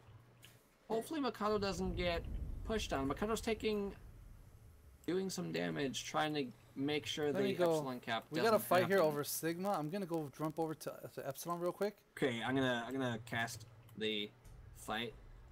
Queenblade and Torok. Torok's now in the fight, trying to get lines on Deathlord, the Marauder 2C, down to 77%. Assail and JD Toker in the Arctic Wolf and Assassin, trying to get shots off on Queenblade. Looks like those Torok two and lights a for PPC Eisen running away. Huntsman. Torok is not in ATMs. Those are PPCs coming out of the Huntsman. Queenblade taking some shots. Assail down to 59%. We got a big engagement over here by Sigma. I'm coming back. Interesting. Something just fell off the Marauder 2C. He's trying to take cover behind that rock, but he's being pincered. Assail and JD Toker trying to maybe put some more damage in. If they were to loop around, with their friends, they've got friends coming in. Linebacker and Gargoyle have pushed over to maybe push Torok and Queenblade out. Panic has already booked it. He's like, nah, fam, I'm out. Alright, well, Torok Eisen's taking back Huntsman, Sigma. Trying to run away. Eisen taking Sigma, but Blackwatch has taken back Epsi. One last bite just hanging out at the back of Epsi. One last bite is alone. He has no mechs around him, no enemies, no friendlies. He is just having a nice stroll. Enjoying his view. Panic is now just past Theta up at stage. I'm I wonder worried what Eisen's about gonna do. Torok. Torok is in a I keep saying Hummer. God, I'm tired. I'm sorry, Hummer. guys. Hummer. Pop-Tart Huntsman. Trying to get lines on where Eisen's mechs are. This is a totally different strat than what we've normally seen tonight from Eisen. Yeah. Eisen are playing very carefully. Their mechs are spread out all the way across the map. 3 mechs at Sigma.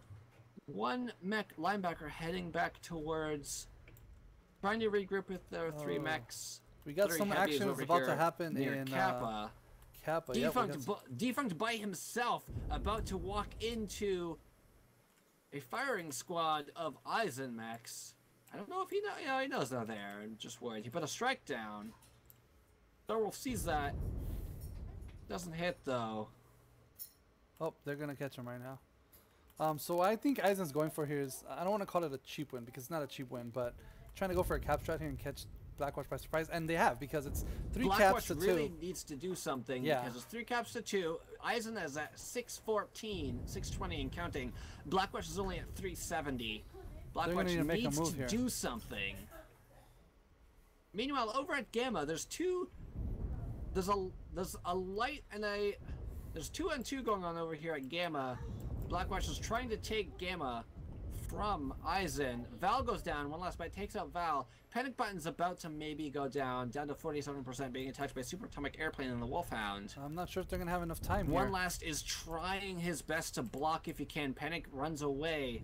If they can get Super Atomic Airplane down, they might be able to get Gamma, but without that cap, if they don't get something fast, they're going to run into a problem. Yeah. Super Atomic Airplane is Gargoyle's pushing in fresh. too. He's not meant for this world. Gargoyle. Methadone goes down by Steiner's hand. Starwolf and the linebackers down to 71%. Mark They Cobra really need goes caps. down. I don't think they have time for this here. Super Atomic Airplane goes down on the Wolfhound over at Gamma. Krisman is trying to attack a sail. 734 on the caps. is also attacking 736. him. Yep. Blackwatch is trying to make a move. They're actually killing Isengrim, but it's not quick enough. Starwolf goes down, taken out by Krisman, and 748, 750. That's it. It is over. Drop 4, Tourmaline Desert. Sorry, well goes played by to Isengrim. Uncapped lead. Only three mechs remaining from Isengrim. A sail down to 19% in that assassin. Just look at these damage numbers here. I mean, so the damage numbers on the side for Isengrim. Sorry, Pickle. The damage on the side for Isengrim is really low. I think it's kind of, it shows that they were doing more of a cap strat. Yeah, they've definitely played the cap strat, and they played it very well. Blackwatch was, in my opinion, way too passive. They had good setups initially, but they didn't really move from those setups. And I think that hurt them a lot in the long run. You know, they sent one mech to Sigma. That one mech couldn't really catch Sigma very well. Isengrim responded with 3 mechs, so they had to send, Blackwatch had to send 2 mechs over, and they just couldn't really recap Sigma much.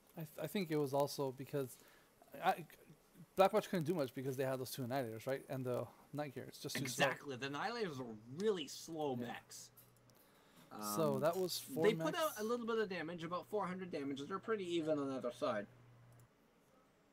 But they definitely didn't get into the fight as much as they should have. As I said, Blackwatch had good lines initially. They set up mechs in Echo 4. They set up a Nightjar to guard Epsilon. And they had good lines. They just didn't utilize what they had properly. They just didn't. I don't want to say they didn't do anything, because they definitely did things. They just didn't respond quick enough to what ISEN was doing. And I think it's ISEN back-capped Gamma and Epsilon. They also capped Sigma. They had Sigma, and they also had Kappa as well. Now, as I mentioned, Blackwatch tried to take Sigma. There was a little bit of a fight there at Sigma.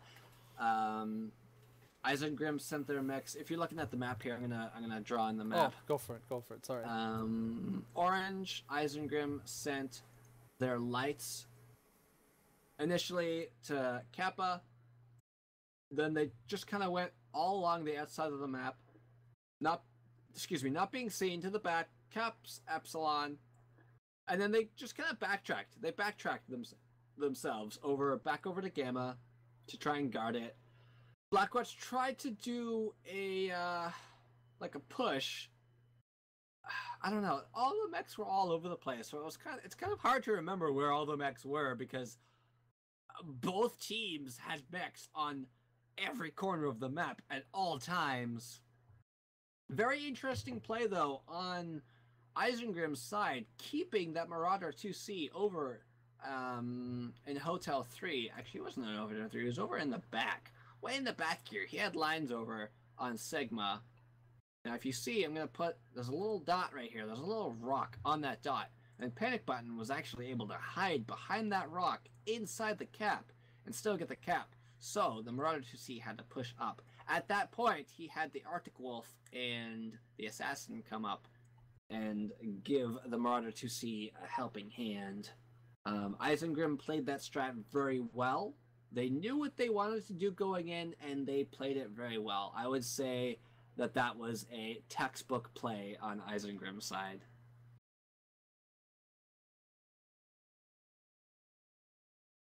I believe Kilo may have disappeared. I'm here. Sorry, okay, I was just watching. I was looking at the in-game just to verify that the replay. Just looking at the stream actually and verifying what mechs were killed. But that was a very interesting match. I mean, I think it did catch Blackwatch off guard. I mean, the speed you don't prep for that, right? I mean, I know I don't prep for it too much. I didn't expect it. Seeing those many fast mechs, I thought they were gonna brawl more than just cap, but. I mean, it's well played on Eisen's side. I mean, I'm pretty sure they kind of identified what Blackwatch would do and kind of said, okay, well, we're not going to fight them because they were losing their trades against them, but they're saying, you know what, we're not going to fight them and try to trade with them. We're just going to not play their game and make them play our game. And that's one thing we kind of have been also investigating. Is like, we don't want to play the other team's game. We want to play our game and force them into our game. So yeah, I think we want to force. Yeah, I know what you're saying. We want to force them into playing like our side, and get them making mistakes. Get them out of their comfort zone. And when they're out of their comfort zone, they start making mistakes. They start making decisions that are not what they should be doing, or not to the best interest of that team and of that match. So if a team can get their opposing members into a situation like that, and I think Eisen did that pretty well. They played that strat pretty well. Damage numbers, Archer Cheetah there, Val with 48, JD Toker and the Arctic Wolf with only 51. They were the main ones capping. And they said, oh, they will send the linebackers over to go cap. Linebackers could go fast.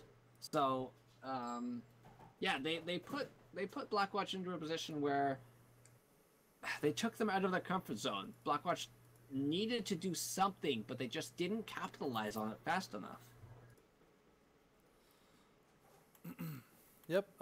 So let's try to be a little louder on this last one. It looks like RJ pinged me saying you guys are a little quiet. So let's be a little louder and see if it's a little bit better. RJ, your face is a little quiet. Yeah. Yeah, all right. So bringing up the tail of the taper. Tail of the taper. Yeah, that's true. What? Anyways. Tail of the taper. Wow. So what it is? So I verified. I verified that Blackwatch actually killed 5 mechs on that one. So right now it's currently 4-0 in Eisen's favor. Blackwatch at 400, sitting at 400 rep, and Isengrim at 1,300 rep. Cool. Looks like Blackwatch is set, so we're just waiting for Isengrim to get set. So, predictions for River City, if you want to put the map up again. Yeah. Sorry, Team somebody 2. dropped the dish. What? Nothing. If you don't hear it, you're good. Okay. So, predictions for River City. Team 2 is Eisen again. So, they could send mechs. They could send a light over to Theta to cap Theta quick, and then that light could just hang out in Gulf 6 for a little bit until the brawl happens. It looks like they have mechs kind of set out all over the lances. All right. Heavy on the alpha side, actually. Heavy on alpha, so they could be doing, being traditional Eisen that they are, they could be doing a brawl strat where they just push past Sigma, right in the Gulf 7, bam, done wherever. That's a possibility. They are Team 2, so Team 2 is a little harder to brawl with, I think, but it can be done. It can be done, and seeing what Eisen can do when it comes to a brawl, I believe that Eisen has a pretty good chance. If they if they choose to go for a brawl. We didn't see a brawl last time on Tourmaline. It's possibly we won't see a brawl here on River City. We'll just have to wait until we see the match. It's hard to try and predict what each team will do because we don't know what they're bringing. We don't know the ranges that they have. We don't know what mix they have. We know nothing besides what lance they drop in until they're in the match. You know nothing. And then we know what happens. What? You know nothing. You need to pick off. No, you're right. I don't. You I'm know, sorry. like from Game of Thrones. Oh, anyways, again, I don't watch that show. failed joke. So if you guys are taking shots, that's my second failed joke. Only failed because I didn't understand it. Technically not a failed joke. Well, both teams are ready. The time is set today. Just double checking for the third time. Triple checking. All right, and it looks Both like teams are green. Yeah, looks like we're ready to go. I'm gonna let them know we're launching. Make sure you don't radio cast. Thank you, Pickle. You're welcome. All right, so here we go, guys. Launching now. All right, so here we go. Match 5. Will Blackwatch bring this one back and take out of take off one drop of ISEN, or will ISEN complete the upset and win 5-0? We'll know soon enough. Only time will tell. In a world full of mechs, 2 teams face off. In a city full of corruption and destruction, 12 mechs go in. Only one makes it out alive. His name is the Mech Whisperer. I don't know what I'm saying. Oh, I like that. We got All more right. Genga Affleck. All right, Ben Affleck. Question mark? Ben Affleck, go. Ben Affleck. All right, Blackwatch, Reckless, Marauder 2C, Chrisman, Annihilator, Archon in a Supernova. One last bite, Linebacker, Edmeister in the Wolfhound. We've seen what Edmeister can do in that Wolfhound. So, there's that. Panic Button in the Cheetah, Solitude, also Annihilator, and Defunct in the Nightjar B. All right, so, on Eisen's right side. off the... Sorry. Go ahead. Let's say right off the bat, Panic Button's jumping over a wall, a mountain. I think he's heading to Gamma. Nobody's currently heading to Theta. It looks like this mech is, what does this say? Oh, Panic's heading to Theta in the Arctic Cheetah. Yeah. All right, so on Eisen's side, let me give the mechs here. It's Mad Cat B with a sail. We have a Timberwolf. Long live the Timberwolf. Warhawk. We got a Wolfhound, another Mad Cat B, Linebacker, Miss Snakes G, and then Supernova. So it looks a little more tradey. I mean, the Mad Cat Bs, you know they're going to be DACA. We got already Panic or the Arctic Cheetah on Theta. Mad Cat Bs. Defunct is taking Gamma in the Nightjar. Multiple assaults. Sorry, 3 assaults. 2 assaults and 1 heavy up on Spaceport for Blackwatch. Panic Button down low, trying to push into Gardens, trying to wrap around the right side of Gardens.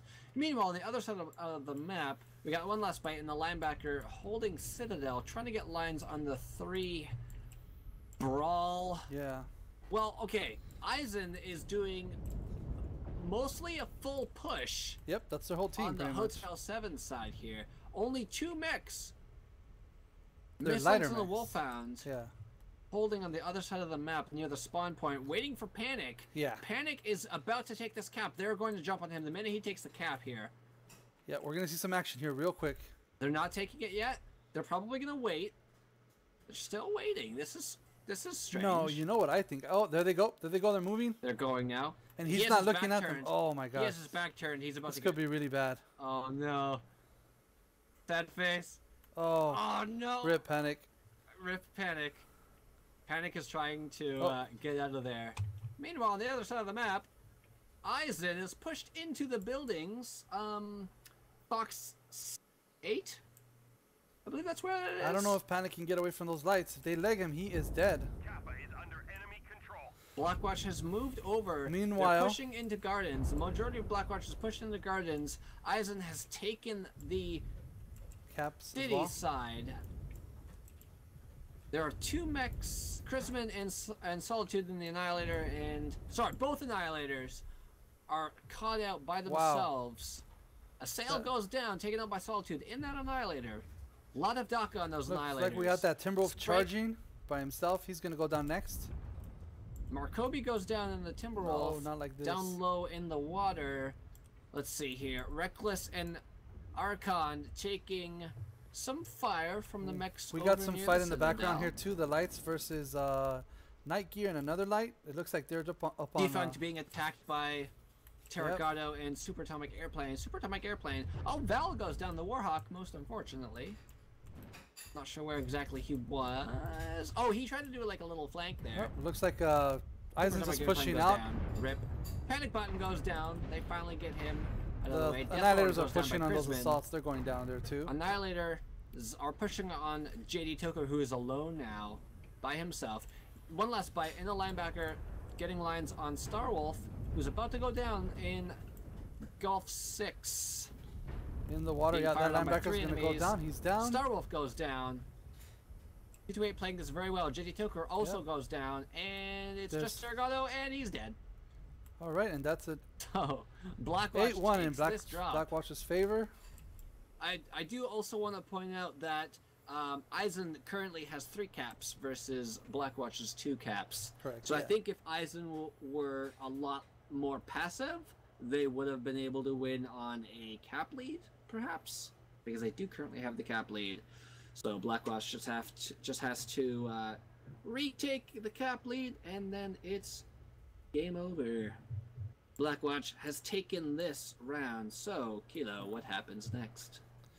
Well, we're gonna go just wait for these guys to get the final caps here, so we can see the tail of the scores, and then we're gonna try to.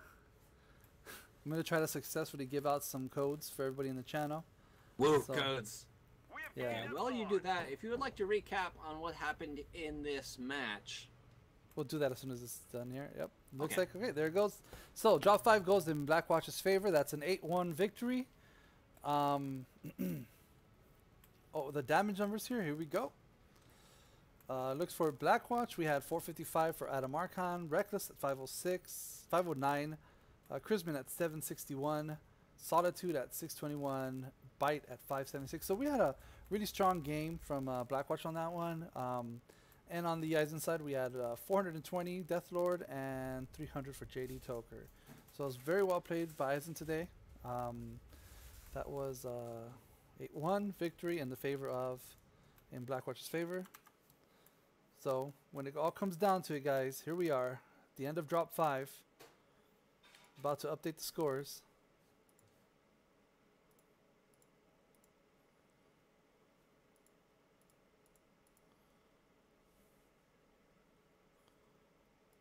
And here it is. So now, at the end of drop 5, we have ISEN with 1,325 rep and Blackwatch with 750 rep. Bear in mind, guys, that doesn't count all the rep given for videos. But yeah, that's the end of the match. ISEN played a very well match, putting off a 4-1 victory against Blackwatch, 2-8 Blackwatch. They played it very, very well. They interesting strats. I mean, it was pretty crazy what they did. I mean, some of these strats were just insane. I mean, very thought out, I would say. Not insane, thought out. I mean, you could say maybe kind of Madrigal-ish, I guess, since they're kind of Viking. But very interesting game on part of Isengrim. It looks like I've lost my co-caster for a few minutes here, so well played for both teams. And coming up, ISEN, just congratulations to ISEN for putting up the upset and just playing really well tonight. So with that, let me see here. We'll kind of go over what we saw on the drop here. Let me bring it up.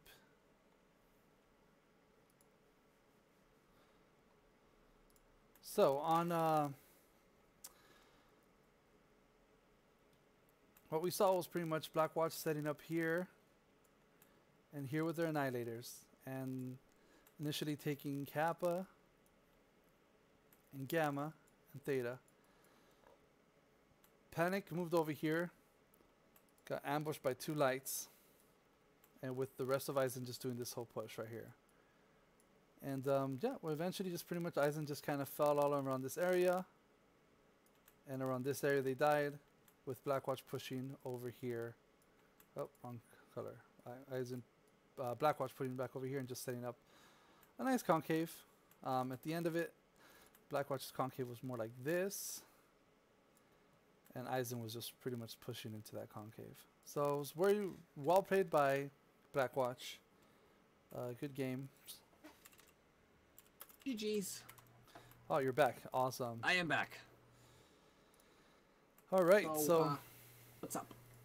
Well, I just gave the review of the match, and it looks like we are gonna be finishing up tonight. So I have some codes to give out. Let me see if I can. I don't know if I should drop the delay. I don't know if I can do that. Just give them out. Yeah, just give them out now. All right. And just like whisper the names in chat. Like whisper the names that win. All right, sounds good. Sorry, whisper the codes to the names that win. That's what I meant to say. But Pickle is very tired. Pickle's had quite a long day. Long couple of days. They've been good. They've been busy, but they've been long. We're going to be clearing out all the viewers here.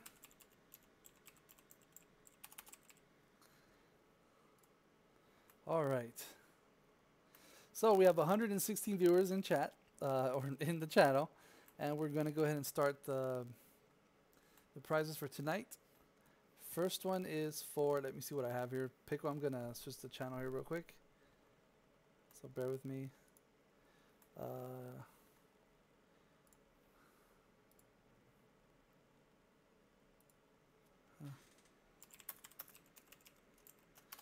Do we want to do an interview? Yeah, sure. I don't see why not. I'm up for interviewing people. I like to ask people questions. Let me ask if Blackwatch wants to do an interview. Okay.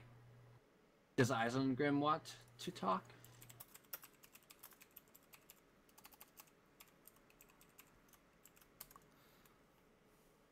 I know after this I'm gonna go to sleep. Because Pickle's a sleepy boy.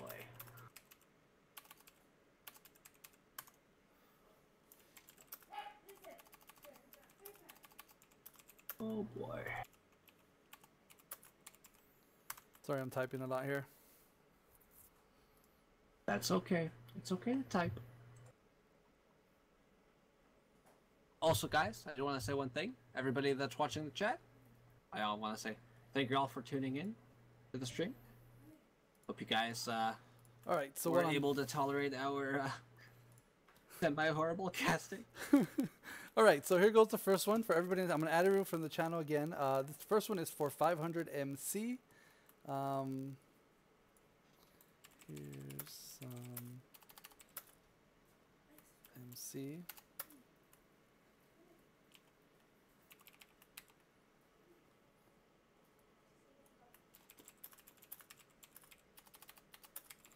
All right, let me clear it again.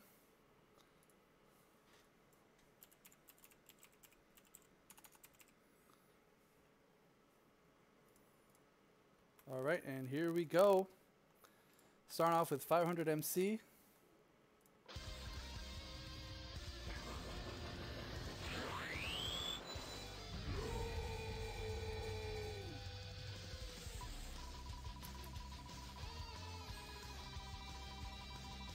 All right, here it goes. Who's gonna get the MC? 500 MC.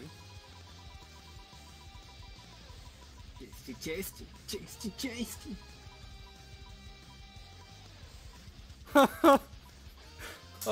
You almost got it, Pickle. Madcat529. Yes. That's hilarious. So close. All right, so we're gonna Hashtag rigged in chat, guys. All right, and now we're gonna give out a second one for 500 MC. I got a few more codes to give out, so here we go, dudes. I'm gonna put it off from MRBC League again, one more time.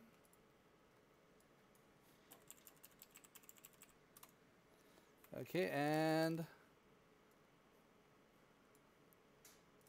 here we go. Oh, I should have Should have kicked out of you and me. Probably should have done that. If one of us wins, just re-roll.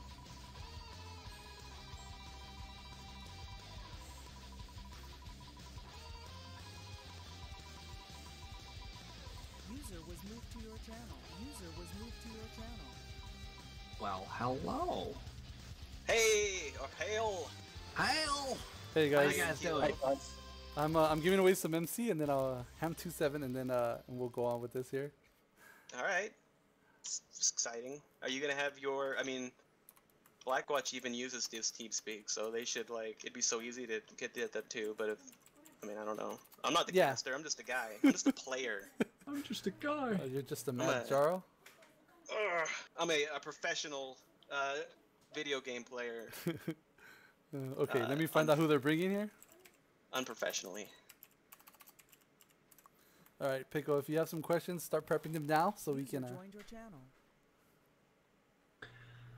Yeah. So, ISEN, how did you guys feel about the matches tonight? What worked for you? What did you feel that didn't work? What are you guys proud of? And what do you guys think moving forward? What do you guys think that you guys need to work on?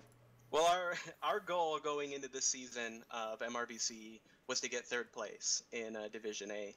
That's what we wanted. That's what we felt like was an achievable goal for us, and that's what we. To get that, we felt like tonight we needed to win one match to give us a fighting chance at getting 3rd place because of our set with Smoke Adders, like a week and a half ago. So going into this match, our goal was to win one match, and we accomplished our goal.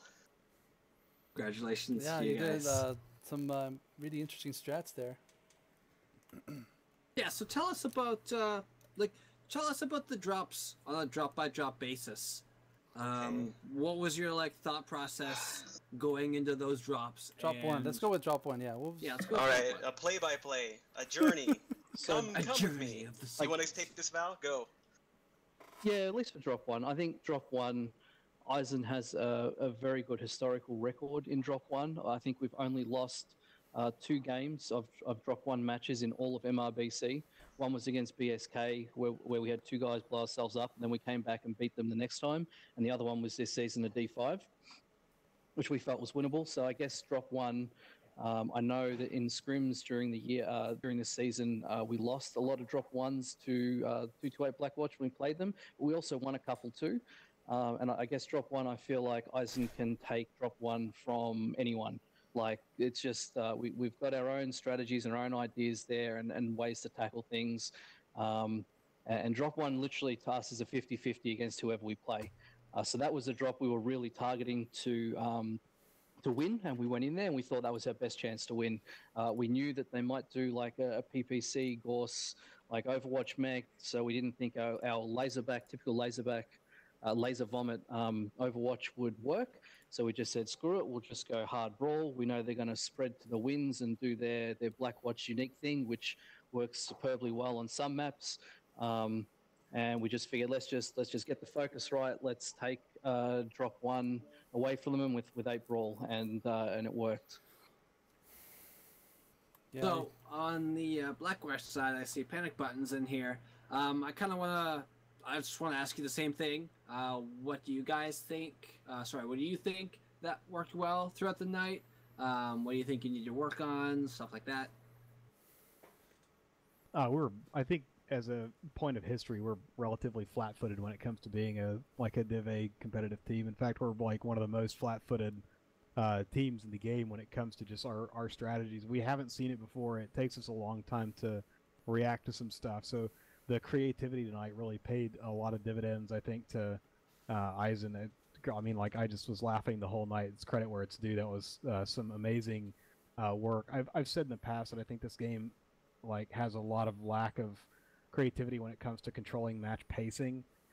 People tend to get stuck in ruts and echo chambers of taking the same strategy over and over again. They beat each other over the head with it, and it's like, oh well, I'm better at this X strategy or X build than you are, and therefore that makes me better at you than the game, which just isn't the case. And ISEN sort of demonstrated that in spades tonight by sort of purposefully reducing tonnage where it seemed like it was going to be where the average Joe would look at those decks and be like, "What the hell are they doing?" But in reality, it was quite a brilliant stroke to try to control the pace of the game, really throw us off, and it tended to work. So I think just one of the things we've continued to struggle with is getting getting everyone ready to react at a moment's notice to some additional information. I got too close a couple matches, which is what sort of my MO at this point apparently.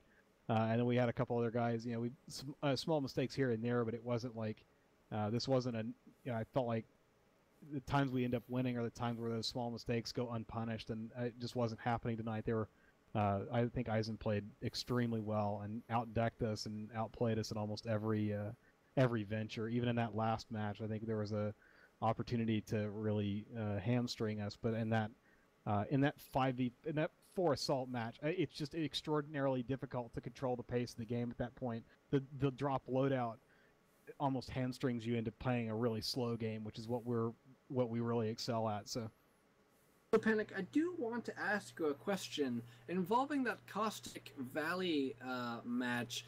You had wrapped the corner and saw 4 mechs there. Was it intentional that you were supposed to be bait? Because you died really early on that match.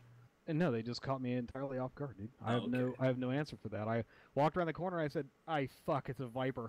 And then like after that it was like, it's a Viper and an assassin, and oh god, they're gonna kill me. I'm running. Can somebody get lines on me? It's just it is what it is. I think Charisma even noted and that's just all jokes and 12 damage aside, like when we were at Worlds, we had scrimmed that strategy about 100 or so times with all the executioners and all the bullshit we did there, and it didn't seem to have as much trouble in the scrims as we encountered in the matches. But like tonight, like we had played that Caustic Valley a few times, and Charisma even pointed out that, hey, dude, we don't know where they are, and you're running really like close to that rock there. Are you sure it's a good idea? But I think we were sort of jonesed up on the previous match from having been ATM to death on Terra Therma, where we were like, okay, they're going to have ATM mechs in the back maybe. They don't know what they're doing. They're going to run some like fast stuff somewhere to spot for it, and maybe we'll get screwed here. And that's why they were like, well, why don't you run out in front of the dragon? And I was like, okay, I can move up to the next rock in the dragon and see what's going on. And Chris was like, you should probably run out wide. And I was like, no, I don't know, dude. I'll just run up here. It's fine. We don't see them. They're probably farther back. And then they weren't farther back. It's just what it is. It's one of those things where, again, like I think that even I rely heavily on having seen something before to like understand that it is possible. And I think that almost harkens back to like the days when we used to lose really badly to like SJR or some of the old hat strategists like Syria Thrak. So people would be in places faster than you thought possible, and it really does tip you off your game. So I don't know. That's all credit to ISEN tonight. I don't think there's not a thing we could do based on our scrimmages and practices that would have had any other outcome tonight, based on how much they prepped for this. And if they did or did not prep, it's fine. But I think that their creativity tonight really won them the day. Yeah, both teams, Blackwatch and ISEN, are obviously very, as I said at the beginning of the stream, very skilled teams. They've put on a lot of work. They know the maps. They know the strats. I do want to talk about that Tourmaline match. More from Eisengrim. Perhaps one of Mechdane or Val, perhaps one of you could talk about that. We've seen what you guys do. You're primarily Brawl. On that map, instead of doing Brawl, you set a lot of your mechs all over the map. And it was really interesting to see that, because you guys were going for a cap strat instead of more of a close-range Brawl strat. You were setting a lot of mechs to a lot of different positions on the map to try and get back caps. You left one Marauder 2C alone at the back of, I think it's Echo 5 to protect Sigma. That was pretty interesting. I got a good laugh out of that one there. I'm like, why is there just a random assault mech here? So maybe talk a bit about that. And then Panic, after they answer that, if you could kind of feed off of what they were saying and try and give us a perspective as to what your team was thinking during that map, and like how you were trying to react to that sort of situation.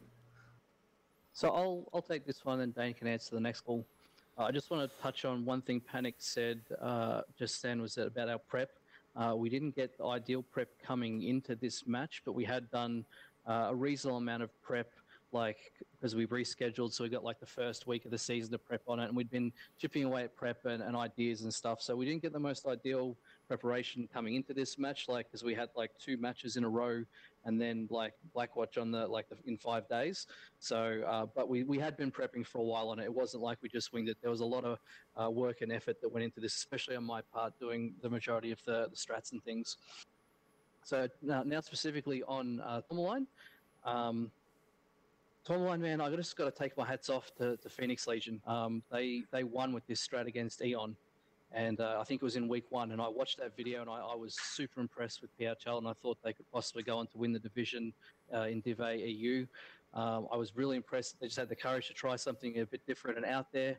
And I wasn't really thinking too much that we would do this strat on Torma for any of our matches until we sort of had seen how 228 typically play on their drop 4s. And I think in almost all their drop 4s, they've taken 2 Annihilators. And when we got to this week, and it being like back to the last match of ours, and we'd seen them take 2 Annihilators on almost every drop 4, like it just kind of like occurred to me that maybe we can just actually do that cap strat and run circles around them, because they're not going to have fast assaults. They're not going to, if they push like hard north or hard south with their assaults, we can shift our mechs along the edges and take like whether we've got control of south, we can take control of north and take the caps there, and we can just basically move around them with very fast mechs. That was the idea. It basically was copied almost exactly from PHL. We'd done a few little tweaks here and there to get things a bit different, but I do have to thank PHL very much for that strategy. It worked very well, and it was mainly just trying to take their Annihilators out of their fight, and hopefully I thought they'd sit them somewhere around Theta or on stage, and we can just, even if they commit hard, we'll be able to get either a 6-on-6 with our assaults there, or an 8-on-6, or something like that. That was the idea, and it kind of worked out. Yeah, well, I would say that it worked out fairly well for you guys, because those Annihilators were more or less taken out of the fight for a large portion of that match. We didn't see a lot of fighting between either team until the very end there, where you guys were being taken out, but that was just because it was trading back and forth. Sorry, not trading back and forth. I got a little sidetracked there. Super quickly. Yeah, you guys were really good on the caps. And if you wait till 5 or 550 caps, it's almost too late, because as you put one side, we take the other side off you, and like unless you respond very quickly on Torma, because it's a big map and you have slow mechs, it's tough. And I will point out there was a bit of meta gaming in this, that we ensured that our first 3 drops were as aggressive as we could make them, so that when we hit drop 4, they would, they'd be anticipating a very aggressive look from us, and then all of a sudden we just kind of hide in the grass. And again, our objective was to win 1 match. So the thinking was, if we didn't win match 1, we'd get super aggressive on them, get some kills, maybe win one of those, and then when they got to Tourmaline, they wouldn't see it coming, and then we could maybe, get that cap win. Yeah, that about sums it up. It's like after that match where you get, jumped, where you get your bones jumped by a bunch of fast brawl mediums, we actually thought you guys might be mirror mode for what we had done this season from that side of Tourmaline Desert. I don't know if you watched any of the matches that we played there. We were pushing those Annihilators down low, Charlie. As soon as we saw the weight drop, we figured something was up. We sort of assumed it was going to be that low Charlie push plus across the Gladiator pit onto Theta with lights and mediums. And I think we even noted up front that it was like, it was just necessary, if that was happening, that we immediately take our slow max and turn left onto Theta and just drive. I just drive down. And what ended up happening was actually, I don't know exactly what was going on. This is something that, I don't know, we're trying to move away from. So in the past, I think I've been, for the most part, I've been shouting at people what to do and where to go and whatever else. And what that generally ends up doing is creating these situations where, I'll get caught out and I'll call something really stupid and everyone will go do it and we'll die. Or or I'm not looking at this from behind somebody else's cockpit glass, so I can't see what they're seeing, and we lose opportunities to that. We're very, very stagnant if I don't see an opportunity or somebody doesn't tell me that they're seeing an opportunity. And so what we're trying to do now is move away from me actually telling anyone what to do, which is sort of like really like clandestine or like draconian methods for drop calling or for drop execution, and move on to a more like fluid structure. And so I was, what we were listening to in that drop was basically the Annihilator sitting there with trying to figure out where they needed to go to be most effective. And what ended up happening is I think they drove towards Theta a little bit because they were like, okay, I think we had one guy saying like we did push Kappa, like just push the Annihilators down to Kappa. That way they're cutting across the middle of the map, and we sort of slice them in half, and we can try to handle caps on both sides using lights and mediums or combinations thereof. And then I think at that time is when ISEN's Light Max hit Epsilon, and then several people said, okay, they've got stuff behind us at Epsilon. I don't know how if a lot of thought went into that or not, but I think you guys got a couple people to turn around and pause their advance to look at Epsilon, which ended up, making them stagnate for quite some time, as opposed to actually just driving down to a point. Because at the point where you guys are doing that cap strat, and I think I've seen this. I've done that once before, once upon a time, maybe in MCW back in the day, and then I think I've seen it at least once in addition to the PHL. But like I don't know if a lot of my guys have actually been in those drops or seen those drops, and so it's one of those things where it's so novel that it's hard to understand what you need to do to counter it fast enough to counter it. If you haven't seen it before, right? But it's just a phenomenally creative strat. It's really interesting because most of the time when you lose control of the center of Tourmaline, you just lose. Like there's just nothing you can do. It's irrecoverable. But if you know that the other team's bringing very slow assault mechs, and you're able to confuse their movement enough to where they're not just driving across, they've got anything that's like a Night Jur. That Night Jur, we had that Jaeger mech in that drop, I think, and we had 2 Annihilators. So all of those things are just those things are too flat-footed to react.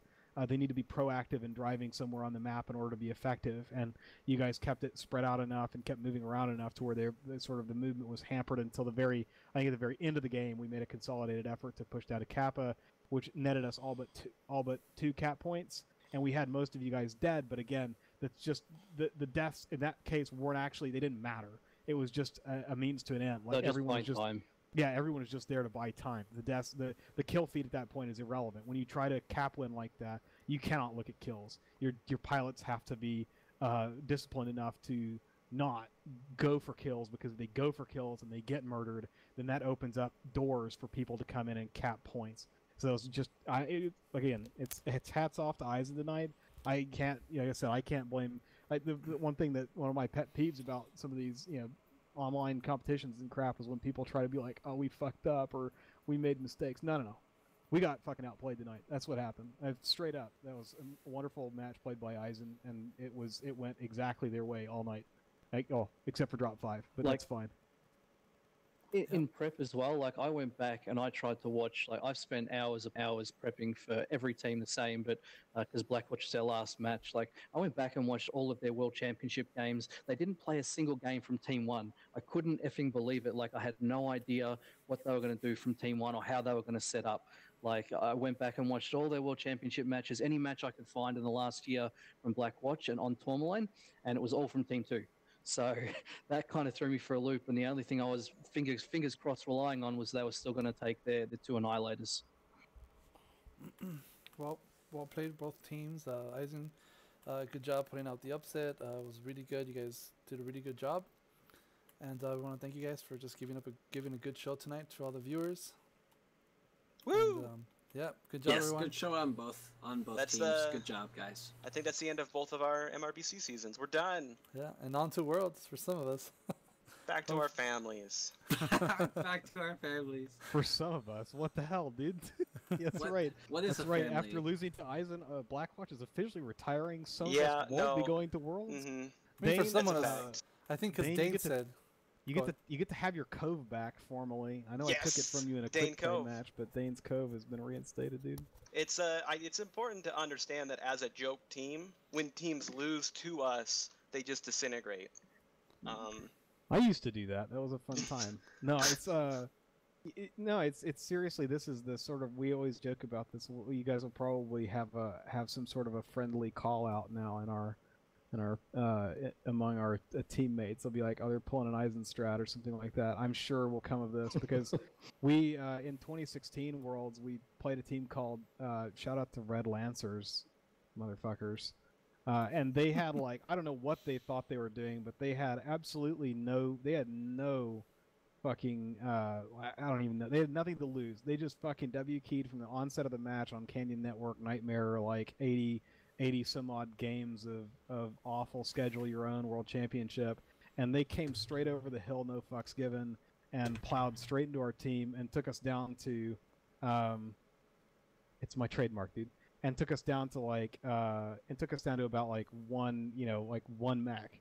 I think it was me and a Kodiak with Gauss rifle that had 3 or 4 rounds left in it and a machine gun that actually had ammo in it at the time because it was a joke among our teammates.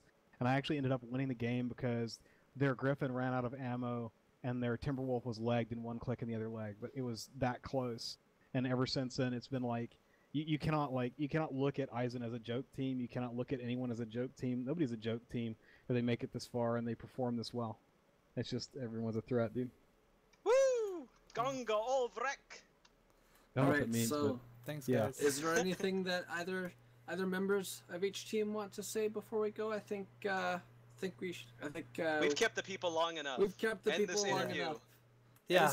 I do want to say this has been a very great interview. There's been a lot of talking between both teams, so good job on that, guys. Yep. Thank you. Thanks a lot, guys. Sometimes the interviews go on where you ask a question and the person says, "Yep, I did that." And you're like, okay, well, go on. But you guys, Panic Button, you gave a lot of information. I'm super Val and long-winded. Methadame, you guys as well gave a lot of information. You talked, you elaborated on what you wanted to say. So thank you guys for that. We appreciate that. it. And, remember ATM hope you Meta guys had fun. Isengrim 2018. ATM Meta. Yep, everyone copy them right now. Yep, right now. ATM Just Meta. Well, I thought Swamp Foxes might have given it away to Blackwatch as well, because we ran the same thing against Swamp Foxes a match before, but it was on Alpine, and we still managed to pull it out. We had, who was it? And 42. I think we played Swamp Foxes in scrims and then 42 in the match, and it worked very, very well. Like we can do it on Alpine, we can probably do it on Therma as well. We're the learning team of the future. That's good. I repeatedly destroy Swamp Foxes in scrimmages with my ATM Hunchback. You guys remember that, right? Yeah. That's good. All right, guys. Out. We Good luck. appreciate it. Yep. All right. GG's, guys. All Thank you, sevens guys. off to all of you guys. GG's tonight. I'm going to drag you out, Val. Bye, Val. User was moved out of your Oops. channel. User Were you was saying moved something? to your channel. All right, well, guys, we want to thank you. I think I kicked him out again, but okay. Well, we want to thank everyone. He was about to talk, and you moved him again. Okay, sorry. All right, so we're going to end the stream here for everybody. It's been 2 hours and 15 minutes. I think that's about it. Let's end the stream here. I'm going to do one more giveaway for 24 hours of premium time. 24 hours of premium time. Here we go. Take Putting it, all the Val, you got viewers. it.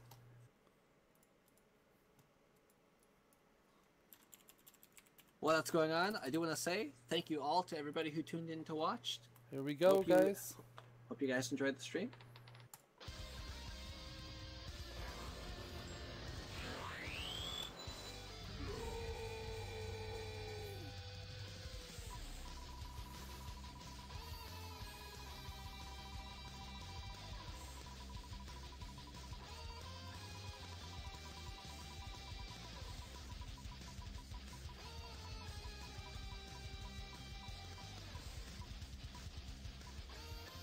All right.